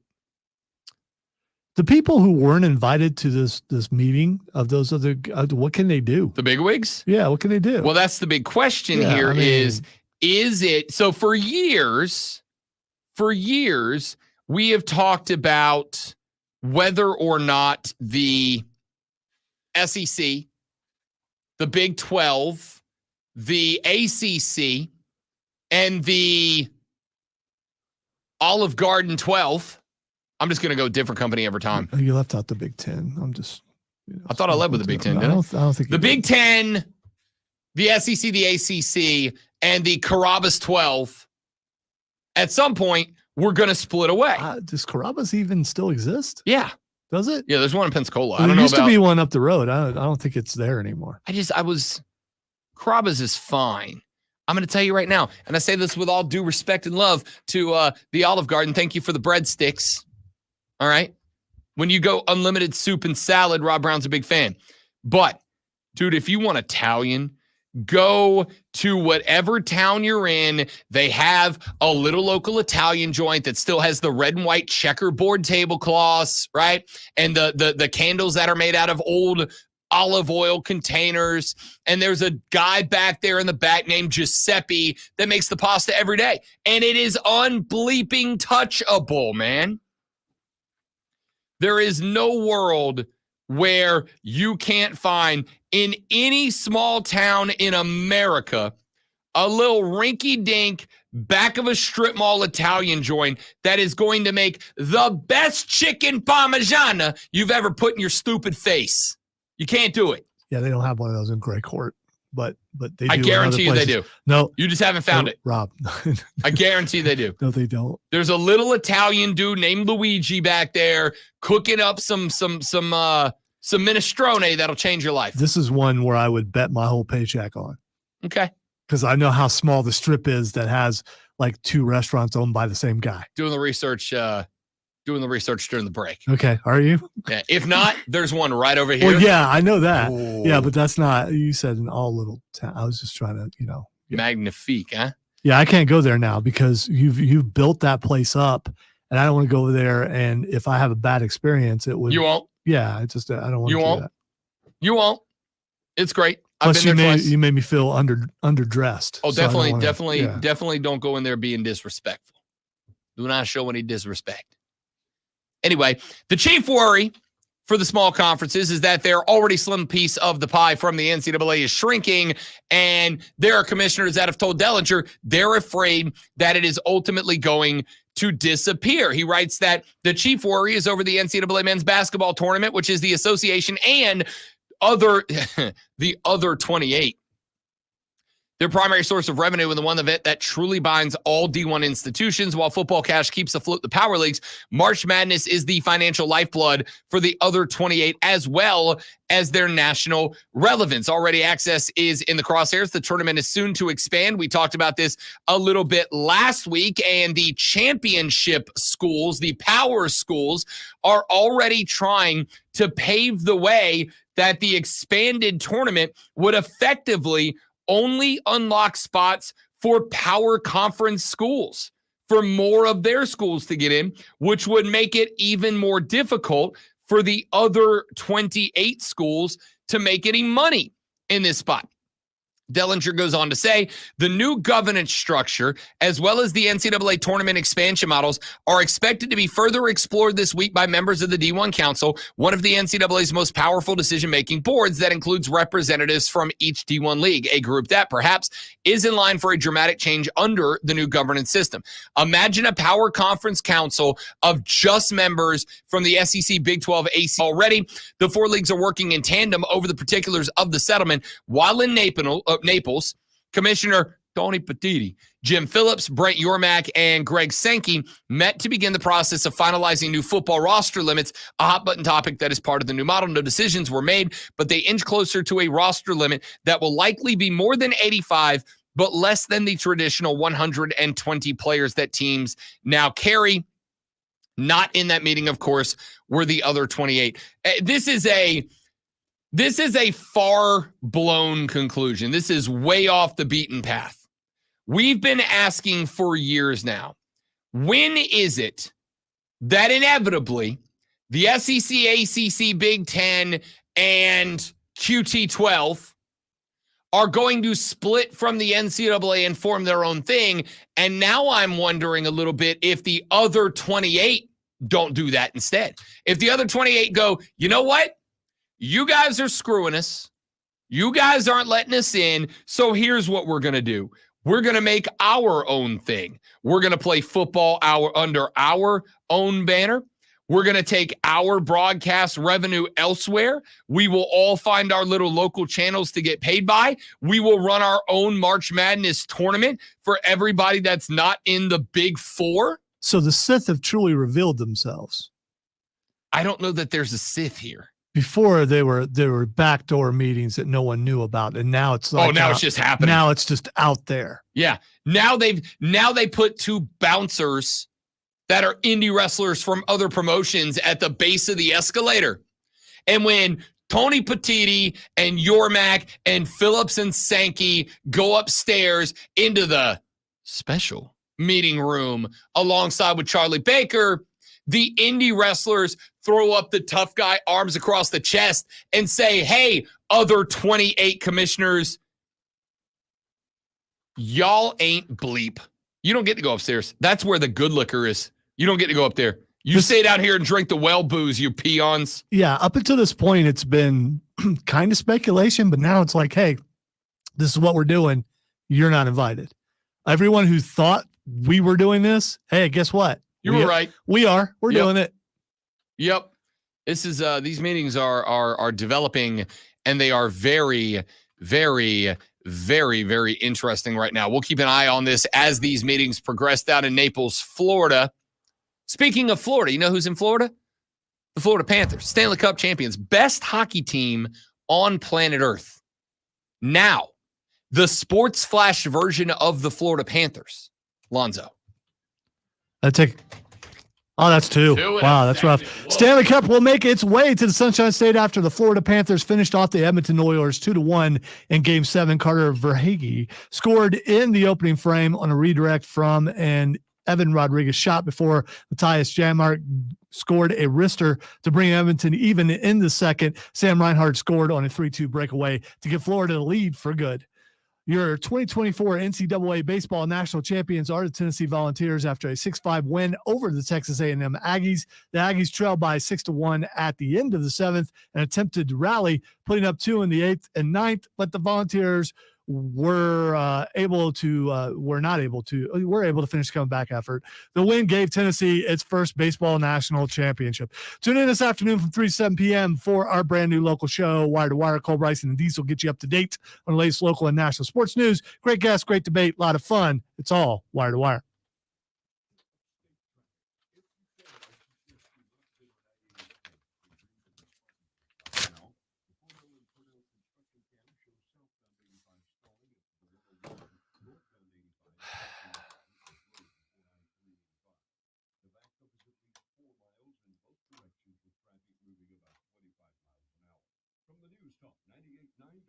By the way, Mac, you're absolutely right. I love that place. That is, my wife discovered it because she works over near there, and we've been there a bunch of times. Their lasagna is killer.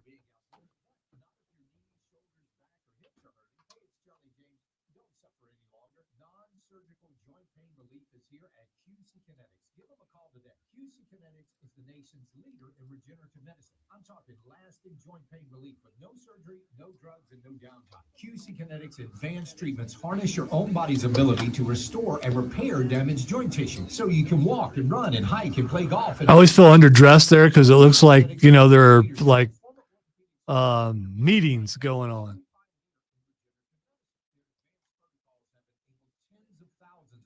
To reclaim their mobility. So stop putting it off. Take action now. Live your best life again. Call QC Kinetics for a free consultation. They're at 864-448-3772. That's 864-448-3772 in Greenville and Asheville. 864-448-3772. Hey, this is Diesel from Magazine. No, in all honesty, it's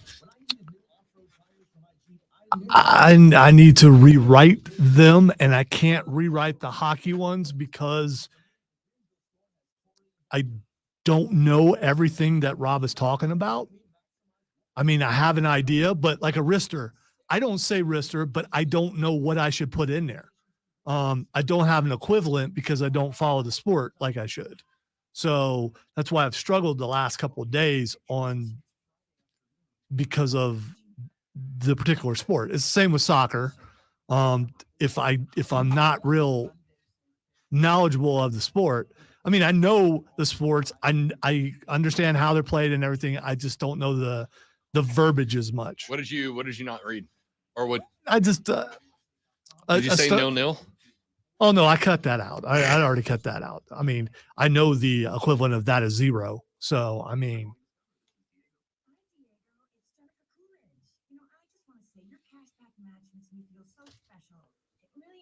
you write the way you write. If I can't fix it, that's on me. But I try to make it as comfortable as I can for me for as much as I'm trying to squeeze into that very little window, which is done on purpose to make me struggle, by the way. That's my opinion, but I was going like 20 seconds over when you were out.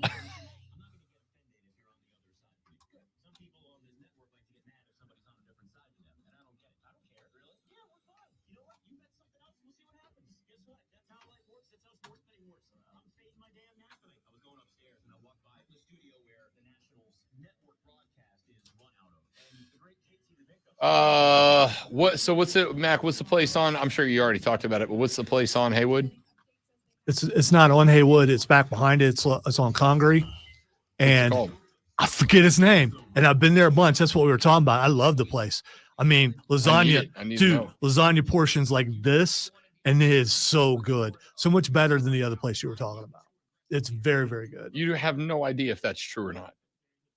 No. First of all, you were talking about Olive Garden, and I did. Oh, that's what gotcha. I wasn't going to diss Olive Garden. And I've had Carrabba's before. I think it's comparable, maybe better than Carrabba's. But Carrabba's was a little pricey. I only went there like twice for client things, and that was it. Back when people used to Carrabba's is understand my Italian worth. for people who haven't been to a good Italian people place. It's fine.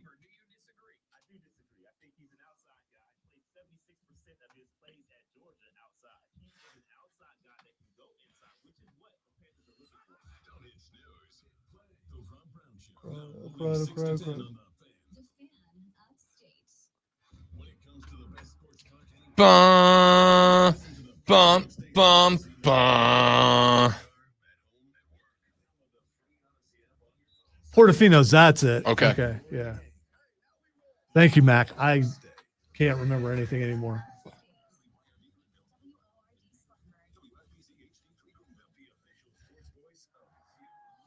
That's where Lisa wants to go for her birthday every year.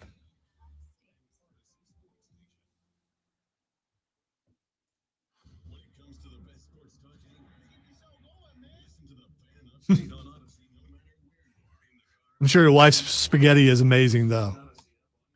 You probably shouldn't compare it. Vomit on his sweater already.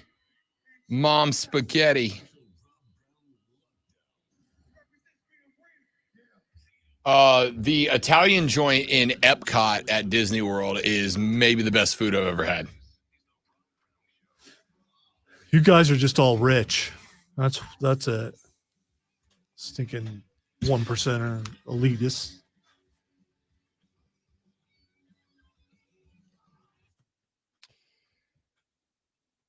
The Rob Brown Show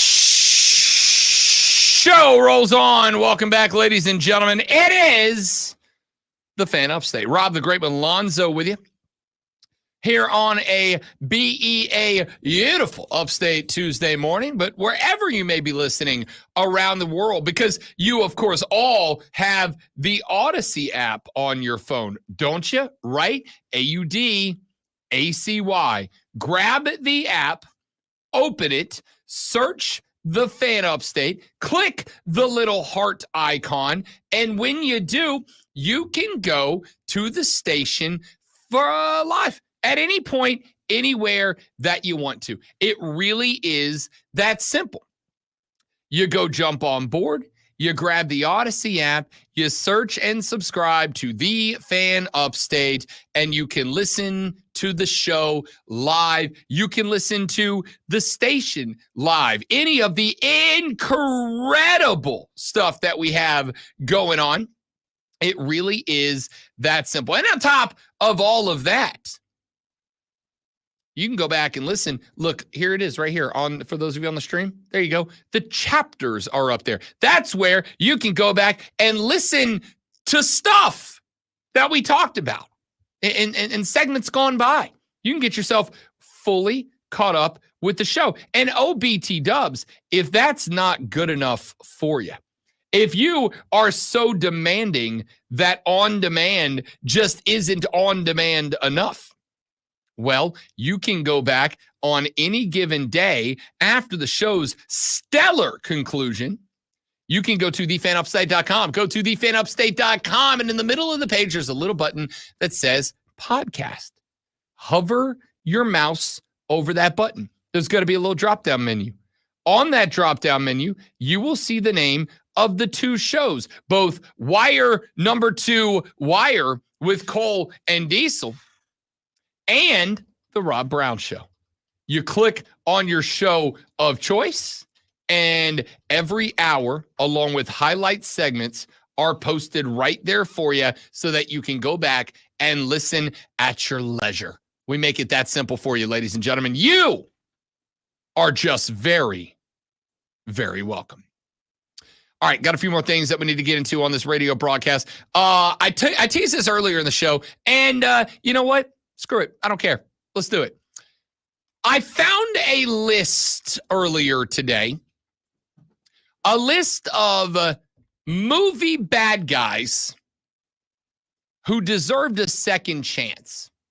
Now, here are some of the names that are on the list. And basically, this is bad guys who either weren't bad guys, even though they are called bad guys. But let's be real, plenty of bad guys who you're like, that's not really a bad guy. Plenty of bad guys that you look at and you go, did they really do anything wrong?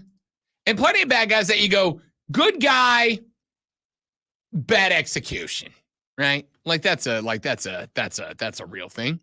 So here's the list of 15 bad guys compiled by I'm not even entirely sure whom, and the redemption story. And then I want to take that and I want to take it over to sports movies.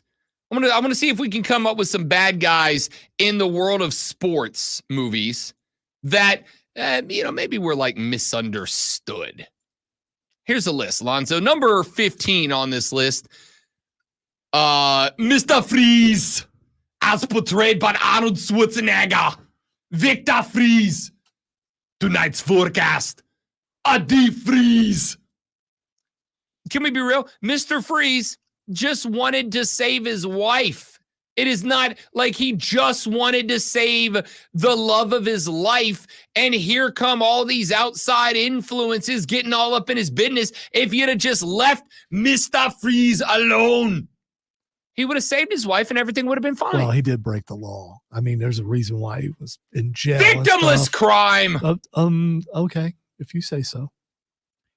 If I recall, he was like stealing money and components and things so he can, save his wife from dying. Yeah, but at the same time, we can say at least it's understandable. No. I get the reason behind it for sure, and he's been redeemed in several arcs. So yes. Number 2 on the list, portrayed as a bad guy. This might be the definition of definitely not a bad guy.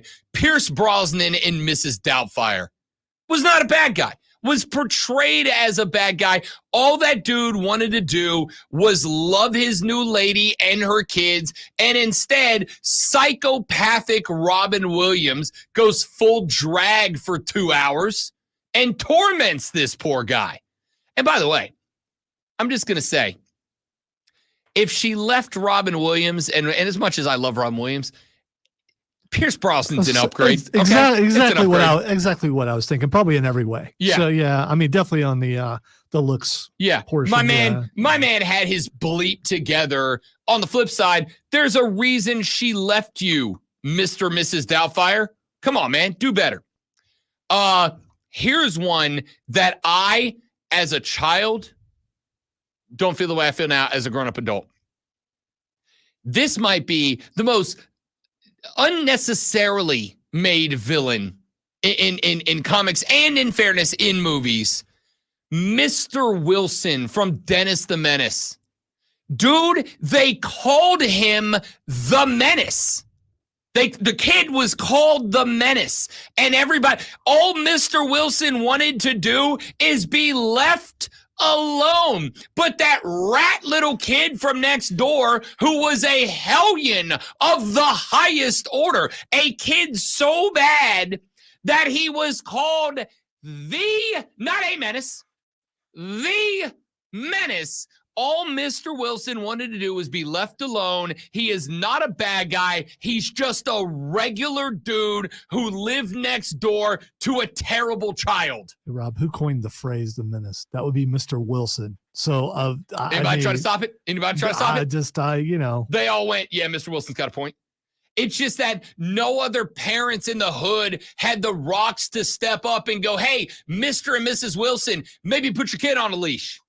Maybe reel him in a little bit. Maybe don't let him go over there and torment this poor guy who just wants to be left the hell alone, man.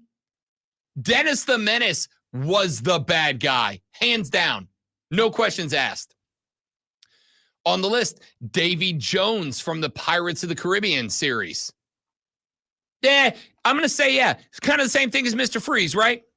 Dude was willing to undertake a lifetime of torment and suffering to see his wife and then she did not show up, abandoned him. So what is he supposed to do? He was ordained to sail the 7 seas aboard the Flying Dutchman and to have sailors pay the penance for crimes that they committed, part of the ship, part of the crew.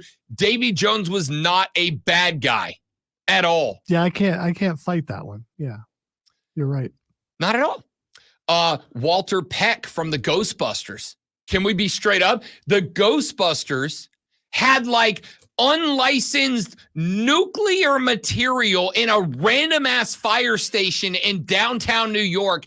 And my dude never even like pushed on him, like never sent the cops, never sent a SWAT team, never called in the FBI. He literally just said, I'd like to know what's going on. And Bill Murray was like, what if instead I hit you with a few funny quips and then left? That'd be good, right? Walter Peck was a good guy looking out for the residents of that city. Hey, Walter Peck survived even after getting doused with Marshmallow Man, and he's like the mayor in the latest one. So, I mean, you know, not only did he survive, he succeeded. Whereas the Ghostbusters were shut down, so maybe he won. Here's next up on the list. How about this one? The landlord from Rent. You ever see Rent? Rent, super, super impactful. Obviously, got a long history of awards and recognition. It should. It's a great story. But can we be real? He let the tenants of that apartment live there rent-free for a year before he came calling to get paid the money he was due. A year. And then they're like singing whole damn songs about how oppressive he is. My guys, I know there's a lot going on in your life, and a lot of it is tragic. I'm not saying it's not, but man, he let you live there for free for a year. You've never done a deal like 6 months, same as cash, and then, you know, after the 6 months, you have to start paying. I mean, that's kind of the deal. Yeah. I mean, for the record, they didn't have that deal. He just knew there was a lot going on and was cool to like give them. He's like, I got enough cash. I'll cover you for a little while. He let them live there a year. Pay your rent, people. Before he asked them for the rent. You know, as landlords go, that's about as good as you can ask for. About as good as you can ask for. I don't know, Spider-Man's landlord, the Tobey Maguire thing. He would ask for the rent. Yeah, but that's just because old girl had the hots for Peter Parker. Which, by the way, can we talk about it? She would have been a way better woman than conceited ass Mary Jane in that series. Worse than Mary Jane. I agree. She was not wishy-washy. No. She straight up bringing my man fresh baked cookies every day, and for what? For no reason. Just because I want to give you some cookies. I'm going to tell you right now, you find a woman who just every day brings you fresh baked chocolate chip cookies, you wife that thing up immediately, dude. Immediately.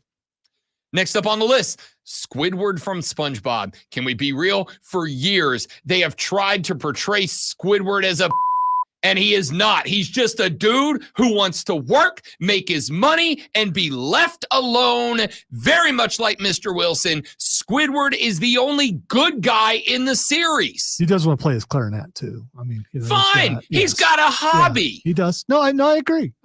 Let him have his hobby. He needs to smile every once in a while, though. But maybe being left alone makes him smile, I suppose. Yes.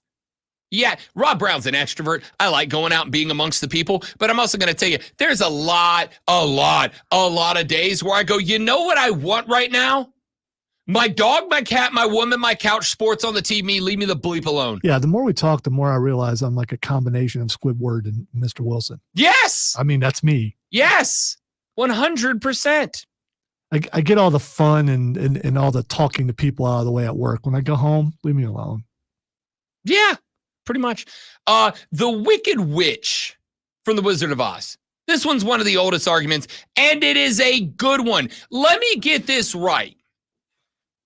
This lady watches a house fall out of the sky, land on and kill her sister, then watches some young pretty girl come out of the house and straight up just start stealing clothing off of my not even cold dead sister's body yet, and you're supposed to make me believe that the Wicked Witch is wicked?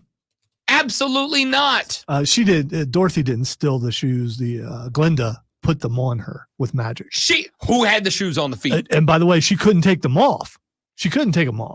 So, I mean, I don't know. Maybe go after Glenda then. All right. So the other thing is, if the Wicked Witch wasn't so wicked, then why were the Munchkins afraid when she showed up? She'd already been terrorizing. I mean, when you have flying monkeys as same reason as Mr. Wilson, because if I'm trying to go and I got a bunch of little kids outside going, we are the Munchkins. Shut up, kids. Yeah, it's outside time. Be quiet. They're not kids. They're full-grown adults. They're just You get it. shorter.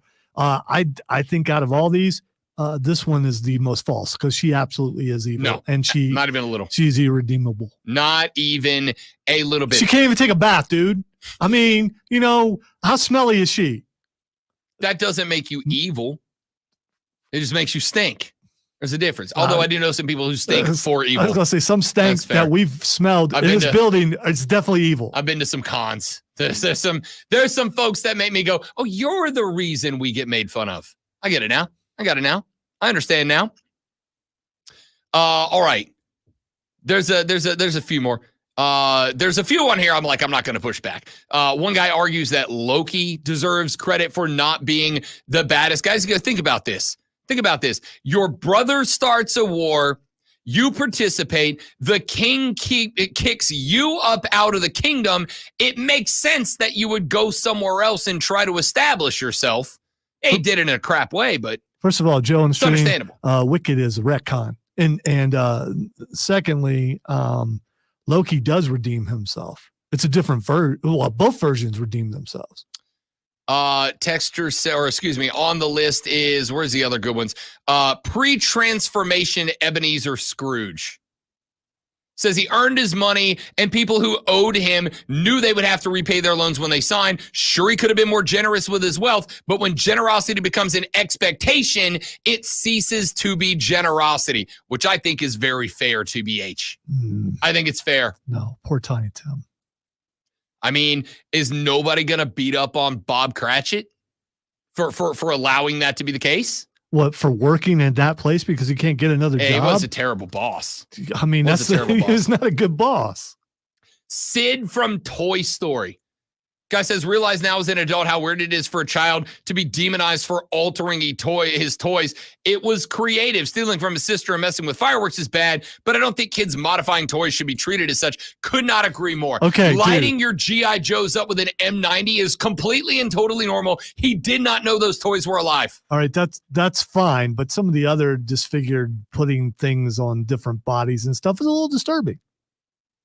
Did you never do that as a kid? No, and it might be ritualistic. I'm not sure. It's not. Yeah, okay. I mean, you're going in way on the deep Sid end here. the serial killer is not a stretch. You're going way off the deep end. That's where here. those kids start. No, it is not. First is the toys, then it's They didn't animal show an mutilation. outside Then they're worshiping Satan in their backyard. And those are the only 3 steps, people. There's a 4th step. If you ever look and see your kid take the arm off a Barbie doll, just know the death penalty's in play.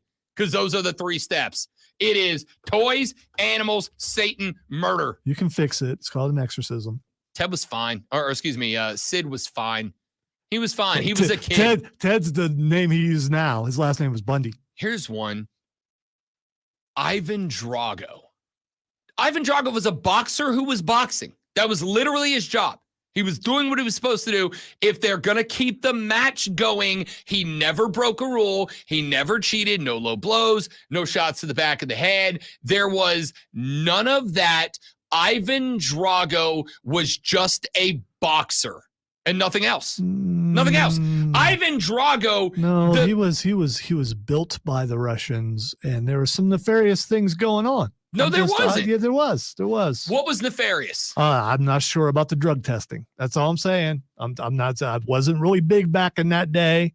So the drug testing, they probably got by with some stuff. Cutting edge technology, ways to get around testing to make sure that their boxer's able to. Not a bad guy. He killed Apollo Creed. If he dies, he dies. If he dies, he dies. That sounds like a bad guy to me. Mike Tyson threatened to eat babies. Yeah, but he didn't mean it. Yeah, and I don't think he meant it. Well, who, Ivan Drago? Yeah. He absolutely meant it. You don't know that? Yeah. Ivan Drago was just a boxer being a boxer. All right. So there's a list There's a few more on there I don't get. By the way, my favorite thing, I got this as I got to be an adult. When Sid took the Barbie doll legs and then he put a fishing reel up on the top of it, he made a hooker. I got nothing over here. All right. Sports movies. Let's do the same thing. Sports movies. Who are bad guys in sports movies that were not bad guys? Who are bad guys in sports movies that were not bad guys? 844-326-3663 is the renewal by Anderson of the Carolinas fan phone. Text us at 71307, 71307. Who are bad guys in sports movies that aren't really bad guys? Back after this on the Rob Brown Show on the Fan Upstate. Oh, Captain Hook is another good one.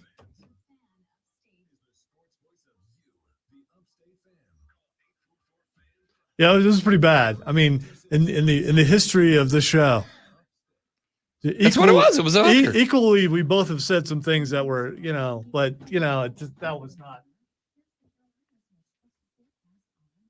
You should repeat that on stage when we win Best Sports Show. Yeah. I need you all to listen for 10 seconds. Sid made a hooker.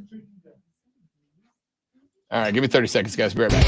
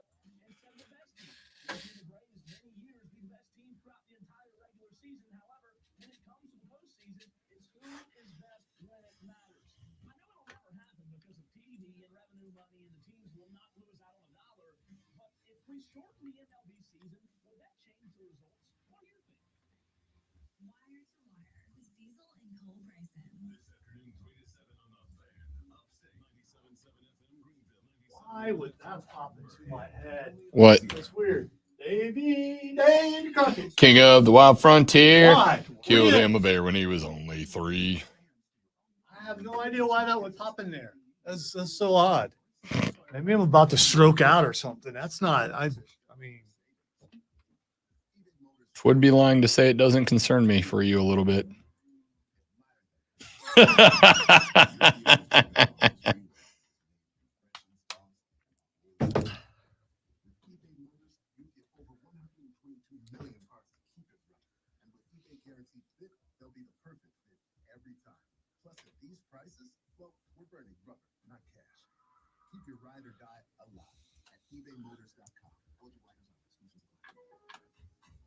So insert your narrative in there, Joe. He said a movie, unless you consider life a movie. John Fisher is absolutely. Yeah, we the know owner that. for We Major know that. League. But you're talking about the movie. Stick to the script, ad-libber. I do think the conversation is fair of it is his team. Does he not have the right to do whatever he wants with it in order to profit? The answer is yes. It's still crappy.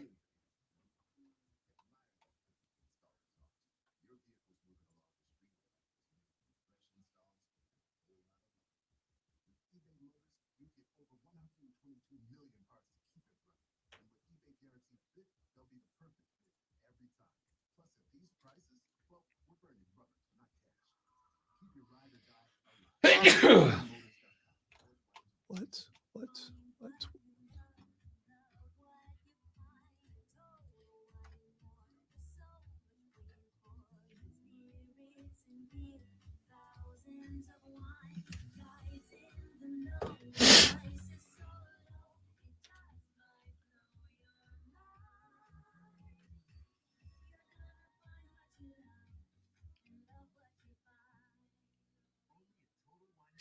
Wow, they worked really hard on that.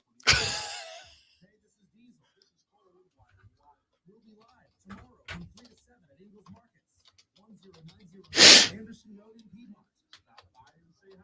We'll also be giving away a $25 Ingles gift card. Diabetes, high blood pressure, anxiety meds, everyone's on them. If you're a 50-year-old male, maybe a bit porky, and you may even have type 2 diabetes, $1 million of term insurance may only cost you about $200 a month. Call Term Provider. I don't know, Trey. I don't know about that one. I don't know.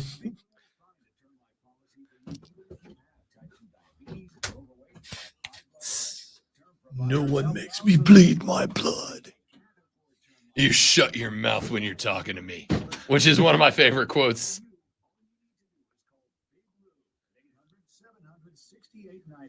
Lou will make sure the scales are tipped in your favor. Call 800-700-6898. Laser. Blazer. Get you into a term life policy that you can afford. You're in error there. She swung both ways, Trey.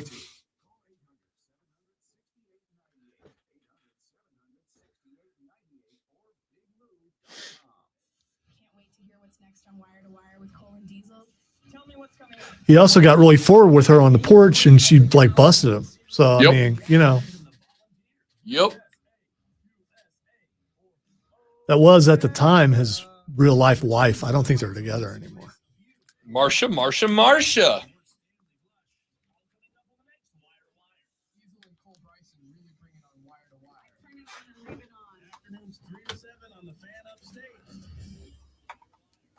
Listen on the Odyssey app. Search the Fan Upstate. The Rob Brown Show continues. It is the Fan Upstate. Welcome back, Rob Lonzo, and you. Be a part of the broadcast on the Renewal by Anderson to the Carolinas fan phone, 844-326-3663. Text us on the text line, 71307. Start your text with FAN, F-A-N, FAN, F-A-N. We will read them on the air. Sports villains who ain't villains. Sports villains who are labeled villains but really aren't. Lonzo and I both gave you a couple back at the beginning of the show. I went Kevin O'Shea, Al Bundy from the Little Giants. Not a bad guy. He was asked to coach a Little League team. He was trying to instill into those kids lessons about both life and football, and he had the audacity to not select a bunch of uncompetitive nerds to his football team. I got news. One of the lessons that is learned through sports is that not everything is for everybody. You don't get just to do everything you want because you're a plucky little underdog. Sometimes you're just not good and you don't get to do the thing. That's how it works. I wanted to date the head cheerleader. Turns out I didn't get to. I wasn't the captain of the basketball team. Maybe with a little effort. Maybe you No, could have been. I put in way too much effort. In retrospect, 40-year-old Rob would look 16-year-old Rob in the face and be like, dude, you are trying way too hard. See, because it turned out, and I learned this detail years down the road, the girl who was student body president was interested in Rob Brown for like 3 years. And she would have been way better wife up material. Did she wear glasses? She did not. Oh, because that would have made it better for me. But Could have had our dadgummit. What's the glow up movie? 500 Days of Summer or whatever. Could have had that. No. Rob Brown put in so much effort with a head cheerleader that he missed out on opportunities with other girls who were better. You've just named every teen movie ever made. Yeah, that's fair. Except That's fair. for in the end, usually it's It's happy me who ending. learns the lesson. Yes, but About accepting people for who they are. well, you have learned it, but it's a little true. too late for that part. All right. Texter says Clubber Lang, not a bad guy. Clubber Lang was not a bad guy. Clubber Lang was a guy trying to fight his way out of obscurity to the tops Really? and was Really? willing to Really? throw blows for it. Hey, woman, why don't you come over to my house? I'll show you what a real man is. I mean, if you were trying to get into the head of the bad guy, that's a damn good way to do it. That's a bad guy move. It's definitely a bad guy move. Still, listen, we have heard IRL fighters say worse lines than that, right? Like constantly. I don't know. That's not bad. It was Talia Shire too, and she was. I mean, dude. I mean, that's just anyway. Texter says Shooter McGavin. Not a bad guy. Shooter. It was his time. You know, it was his time. It was my time. It was his time, and he got usurped. And he had to hit it off of Frankenstein's fat foot. You know what? You're not wrong about Shooter McGavin. You're not. Shooter McGavin was a pros pro, was on top of the game, and out of nowhere comes this hockey jersey wearing cretin and all of his goof ass friends. Listen, I got no problem when an athlete doesn't give in to the peer pressure of this is how you do it. Like, no problem. All right. This is why I didn't mind Tiger Woods doing the fist pump and the shouting and the intimidating on the course. Like, good. It's different. It's new. It's fun, whatever. What you can have is people who are out there violating how golf works. You want to yell hoot and holler after a shot? Great. Can't do it while the guy's playing. Does that make Judge Smells a good guy then?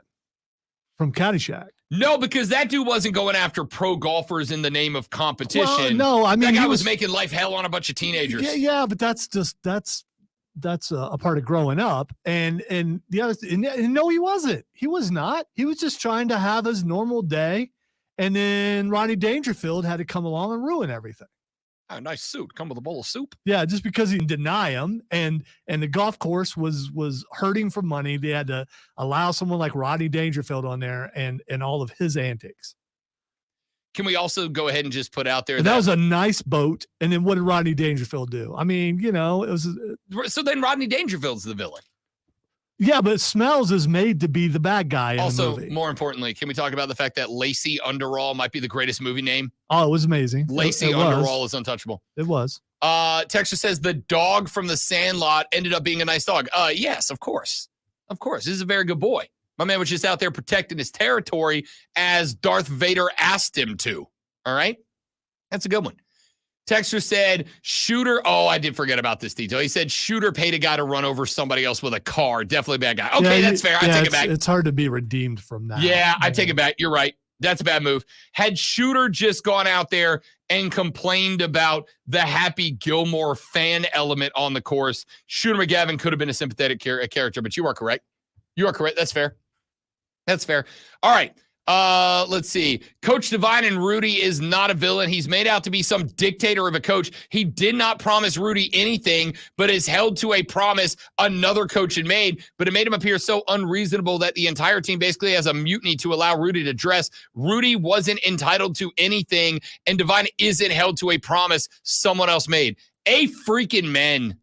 Amen. Good take.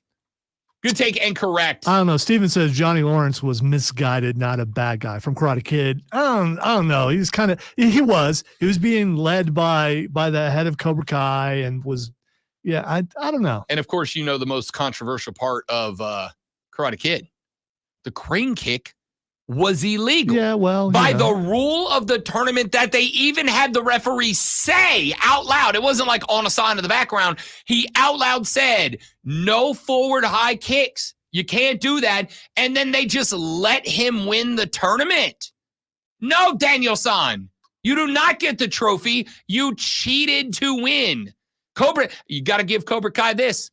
Were they ruthless? Yes. Were they violent? Yes. Were they vicious? Yes. Were they cheaters? Put them in a body bag. Were they cheaters? Sweep the leg. Yes. They were not. Sweeping the leg, it was cheating. Yes. Sweeping the leg was cheating. I don't believe the leg sweep was outlawed, was it? Yeah. Sweeping the leg was cheating. And then later on, go for the leg was cheating. You already knew he was hurt. Yes. How's that cheating? It's a fight. Dude, they took points away for that. Weak. Jesus Quintana from The Big Lebowski. Yeah, still never seen it. I'm disengaging from you right now. Whatever. I mean, you like a movie about stoners. I don't know. It's a great movie. It is a phenomenal. It is not about stoners. It has a stoner in it, but it is not about stoners. Is he not the focus of the movie? Yes, but it is not about it's not a damn, what's the movie I'm thinking of with James Franco in it? That is definitely about stoners. I thought you would bring up like a Cheech and Chong movie. Or any of those. Yeah, okay. Correct.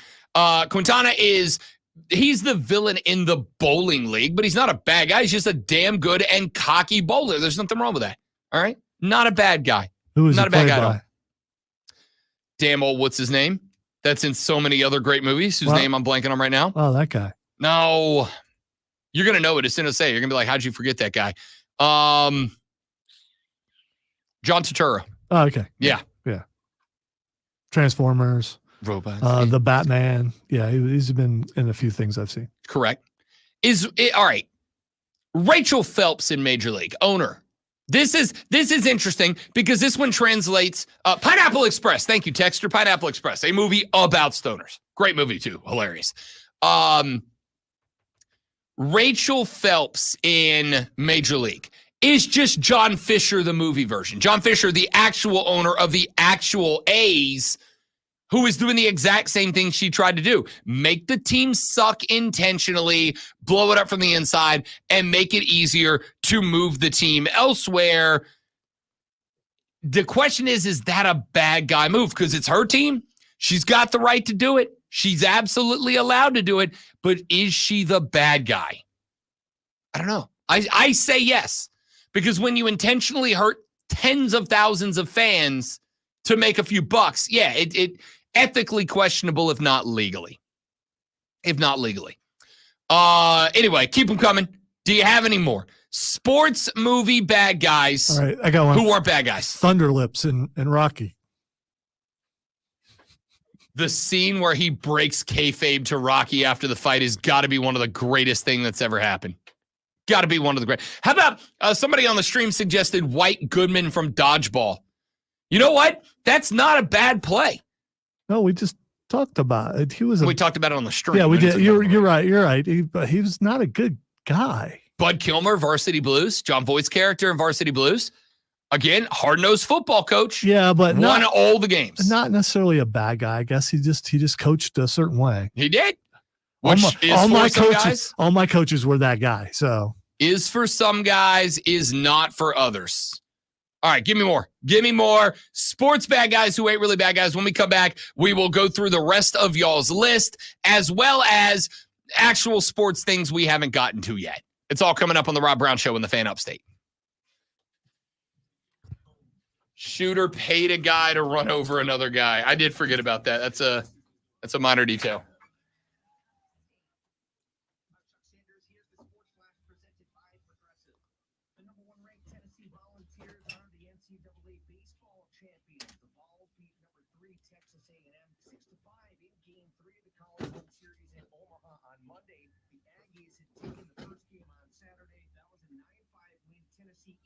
Series with a 4-1 win on Sunday. It's the first ever national title for Tennessee baseball. They finished the season at 60-13. Texas A&M finishes up. See, that's one of those movies I don't remember all the details about, Joe. I definitely saw it.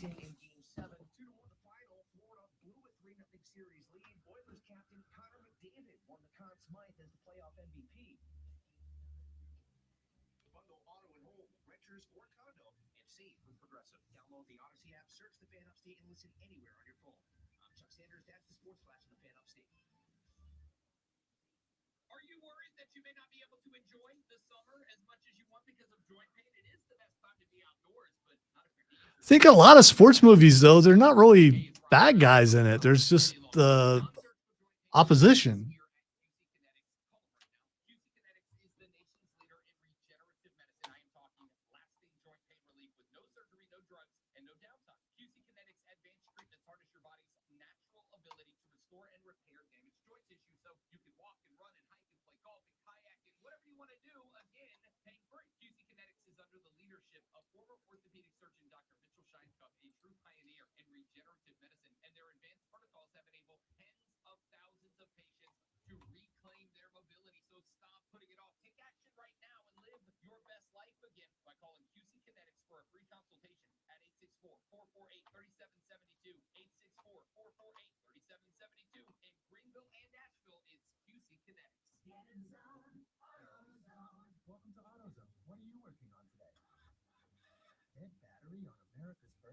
All right, so he was a bad guy, but a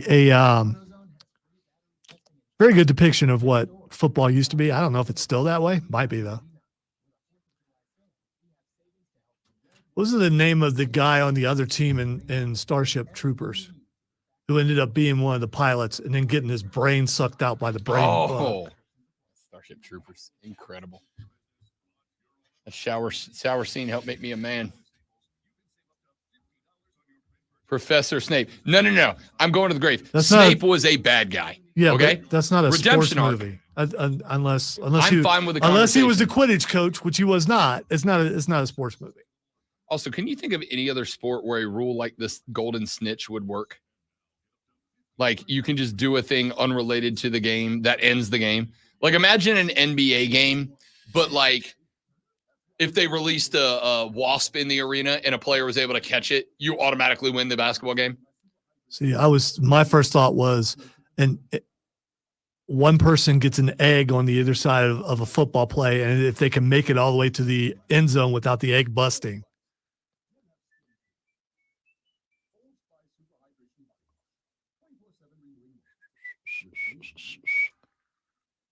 That would work, Joe. I mean, that would actually work. That's a good one. I mean, that does it. Sports movie with jets. That's not what I was talking. I was talking about hole in one. You automatically win the golf tournament. Oh yeah. Yeah. Yeah. Oh, good call. Yeah.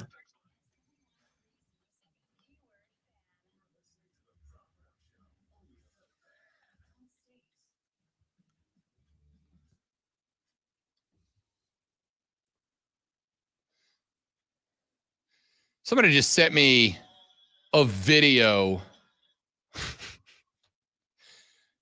Apparently at a Rangers, I think it's a Rangers game. Well, I can't. Okay. It's on my phone. I didn't know it was going to start playing. Somebody sent me a video during the break at a Major League Baseball game of a mariachi band playing Higher by Creed as a mariachi band. I want you all to know that's going to be the ringtone on my phone for a couple of months. That's just spectacular.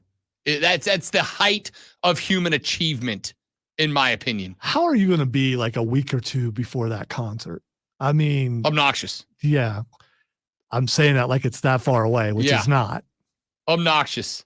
I can't. It's the most excited I've been for it with all the great music we have come through here. And it is, we are very fortunate in the music scene. We're fortunate enough that we get to be a stop for the big tours, even if it is a weeknight stop, right? But with all the great great music we've come through in these great venues, it's the most excited I've been for a concert, and I can't tell you how long. See, I hate being that guy, but what if it rains? Shut up is what happens. Why don't you shut up? No, Why don't you stop? Do they still do the concert? Why don't you stop? And why don't you stop putting it out in the universe? Are you willing to? Yes. To sit through a monsoon to watch Creed? If they are willing to play in it, I'm willing to sit and listen to it. Absolutely, 100%. I again, you know what I am? I am like the preteens over Taylor Swift right now. This is my Eras tour. We're taking it back to the college era of the Rob Brown Eras tour. That's what this is. Should I watch you and Keegan and the guys to see how I'm supposed to act at a rock concert? No. Okay. Do not attempt to emulate us, Lonzo. You've waited too far in life to try to party like we're going to party that night. Keegan, you'd lose unless you're just well, if you're mud wrestling Rob, you might win. I mean, but no, the good vibes only. All right, there's no wrestling going on at all. If it rains, we mud wrestle. No, so I mean, no, we sit there and we listen to the to the wonderful music of Creed, which we can definitely mud wrestle to that for sure. All right, I'm not talking about mud wrestling with the fellas anymore. We're moving on. While Weathered is playing, moving on. While Weathered is playing, if they play Weathered, I'll take any of you out. All right. All right. Lonzo wants to mud wrestle at the Creed concert. That's what we're taking from this. So remember when we were talking about the Bravos earlier in the week? Rob doesn't because he lose. Yeah, that's why. That's definitely why. When we were talking about the Braves a couple of weeks ago, and there's a lot of folks out there that have takes on what's gone wrong with Atlanta. And again, there's been a minute turnaround in the standings, pardon me, for the Atlanta Braves over in the National League. The Braves are now 8 games back. They did have it at 6.5 at one point. They are 7-3 in their last 10. A minute turnaround for Atlanta. But I floated the thought that how does an offense that was by far and away the best offense in Major League Baseball last year. An offense last year that scored a historic number of runs. A historic number of runs. Suddenly end up in a spot where they are hovering at 10 games over 500. And I floated a theory that I got some flack for. So it wasn't working, and I had to make sure it was working. That just happened to be the one that's maybe talking about your panic that you had like a couple weeks ago. That's not the one I wanted to push either. There it is. So, how does a team that had a historic offense last year be so pedestrian this year? Be hanging around in middle to bottom third of most offensive statistical categories this year. And I floated my conspiracy theory that Major League Baseball may have deadened the baseballs a little bit this offseason, may have taken a little juice, a little spring out of the rock this offseason, because between the Dodgers and the Braves and the Diamondbacks, et cetera, last year, there were a lot of games that felt more like a home run derby than felt like a baseball game. And that is problematic if you built your team to thrive with the old baseballs, which were more springy, because you built a power offense, as Atlanta did. So if they deaden the baseball a little bit, it should hamper you, right? And the answer is, yeah, theoretically. But again, looking up and down the National League, there are now 6. We just got to 6 teams that are plus 500. The Phillies have the best record in the National League right now at 52-26. They are a game and a half better than the Yankees, who are 52-28. The Braves are plus 500 at 43-33. The Brewers at 46-33. The Cardinals at 40-37. The Dodgers at 49-31. And the Padres at 42-41 just climbed over 500. Last week, there were 4 teams in baseball over 500. 2 from the NL East, 1 from the Central, 1 from the West. Well, somebody went and did an analysis on what the baseball looks like right now. As of this weekend, this was the 6th worst season in MLB history in terms of average number of hits per game. This year, up to the weekend, I have not included yesterday's numbers in this. I can't imagine they'd change all that dramatically. Up through Sunday, Major League Baseball games were averaging 8.12 hits per game. That is the 6th worst in terms of an hit per game rate in the history of baseball. In 1906, they averaged 8.04. In 1907, they averaged 8 even. In 1909, 7.92 hits per game. In 1968, 7.91 hits per game. And in 1908, 7.76 hits per game. 0 years. Forget within my lifetime, 0 years within my parents' lifetime have ever seen a hit rate this low across all of Major League Baseball. Not a season since the late 60s has baseball seen this few hits per game. So last night was a great night in sports. Rob Brown had Game 7 of the Stanley Cup Finals on. Rob Brown had Game 3 of the College World Series on. And Rob Brown had on Braves Cardinals. And I watched this game. There were a couple of things that happened. Number one, there was a Schwellenbach pitch that should have been a strike that would have ended an inning that was called a ball right down the middle that would have prevented the Cardinals from scoring 2 runs and likely winning the game.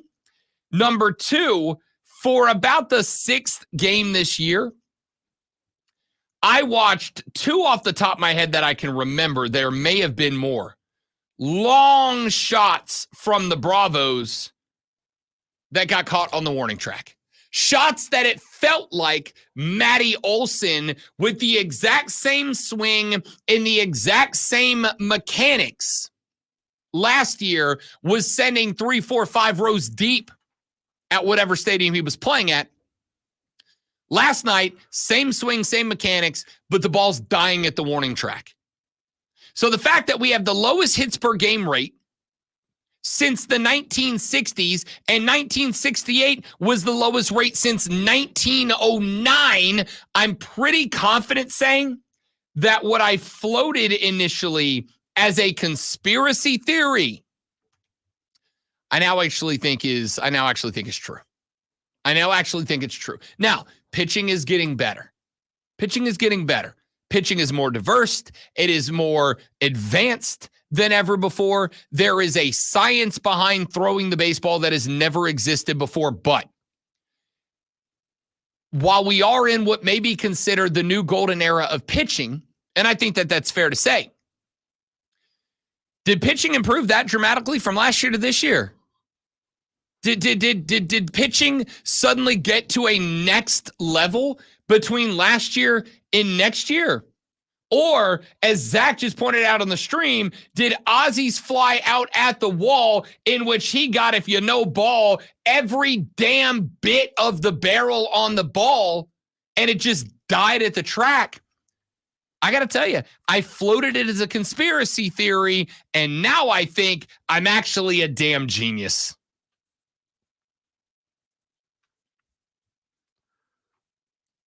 Come on, you already thought you were a genius before. I did, but now I think so even more. Okay, all right. It's a confirmation. That's what it is, confirmation.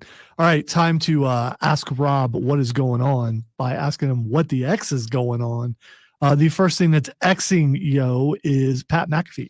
So, interesting enough, yesterday a big day for WWE as it was announced. We couldn't figure out why WrestleMania had not been announced its locale yet. We found out yesterday it is because apparently WWE in the state of Indiana just signed a massive deal that is going to have 3 pay-per-views all at Lucas Oil, one of which is WrestleMania 25.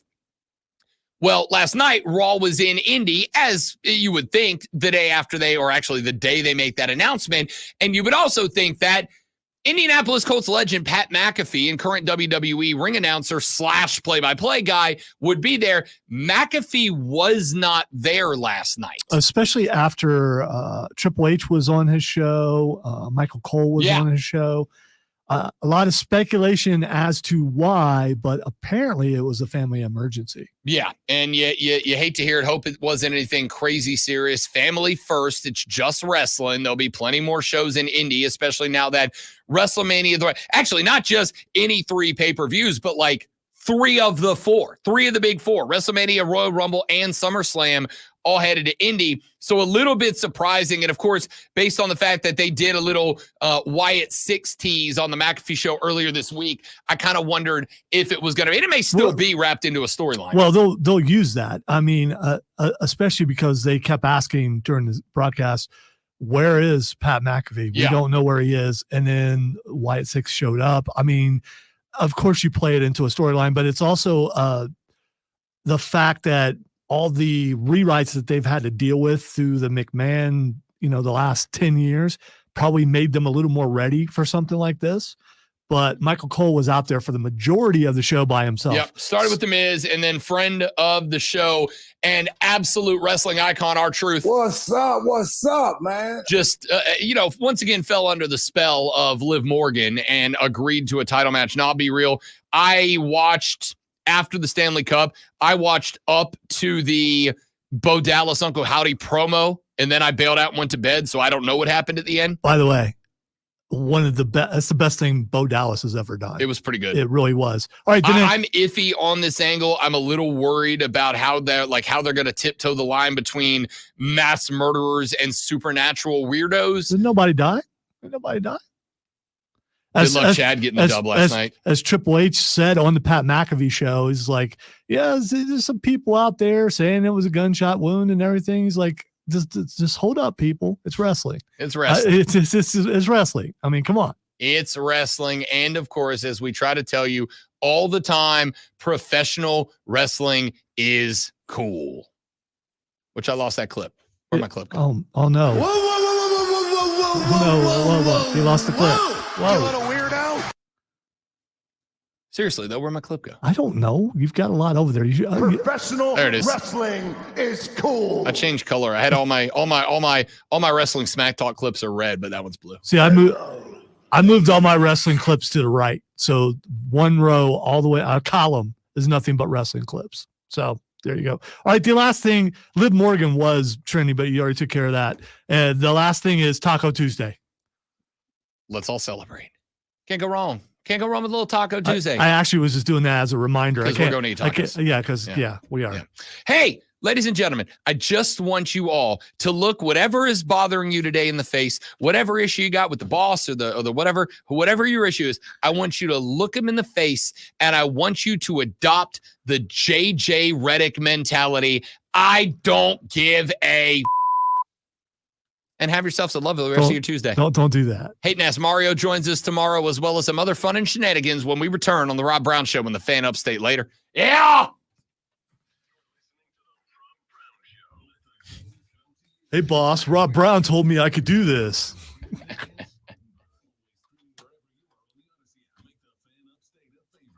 Oh, man. All right. You guys are all amazing people. Thanks for being here. I got stuff to do, so we got a jet. Hope you enjoy the rest of your day. Like we were going to stay here a long time anyway. I mean, I usually hang out for a couple. The show is over. Not today. I got to go pack band equipment into the back of a car. Well, not into the back of the car, but get it prepared to pack it. Nah, he's really we're going downstairs for tacos. I also have a Liberty game tonight to call, so I really do have to run because I got to get set up for that. And radio has free food, and we're going downstairs for tacos. They don't pay us anything. They just occasionally give us free food, and we're happy with it. Yeah, either pizza or tacos. Hasn't been tacos in a while. Pretty excited about that. Hey, have a great day, everybody. You're all amazing. See you back here tomorrow. Tell your friends about us. Help us grow the show. Goodbye.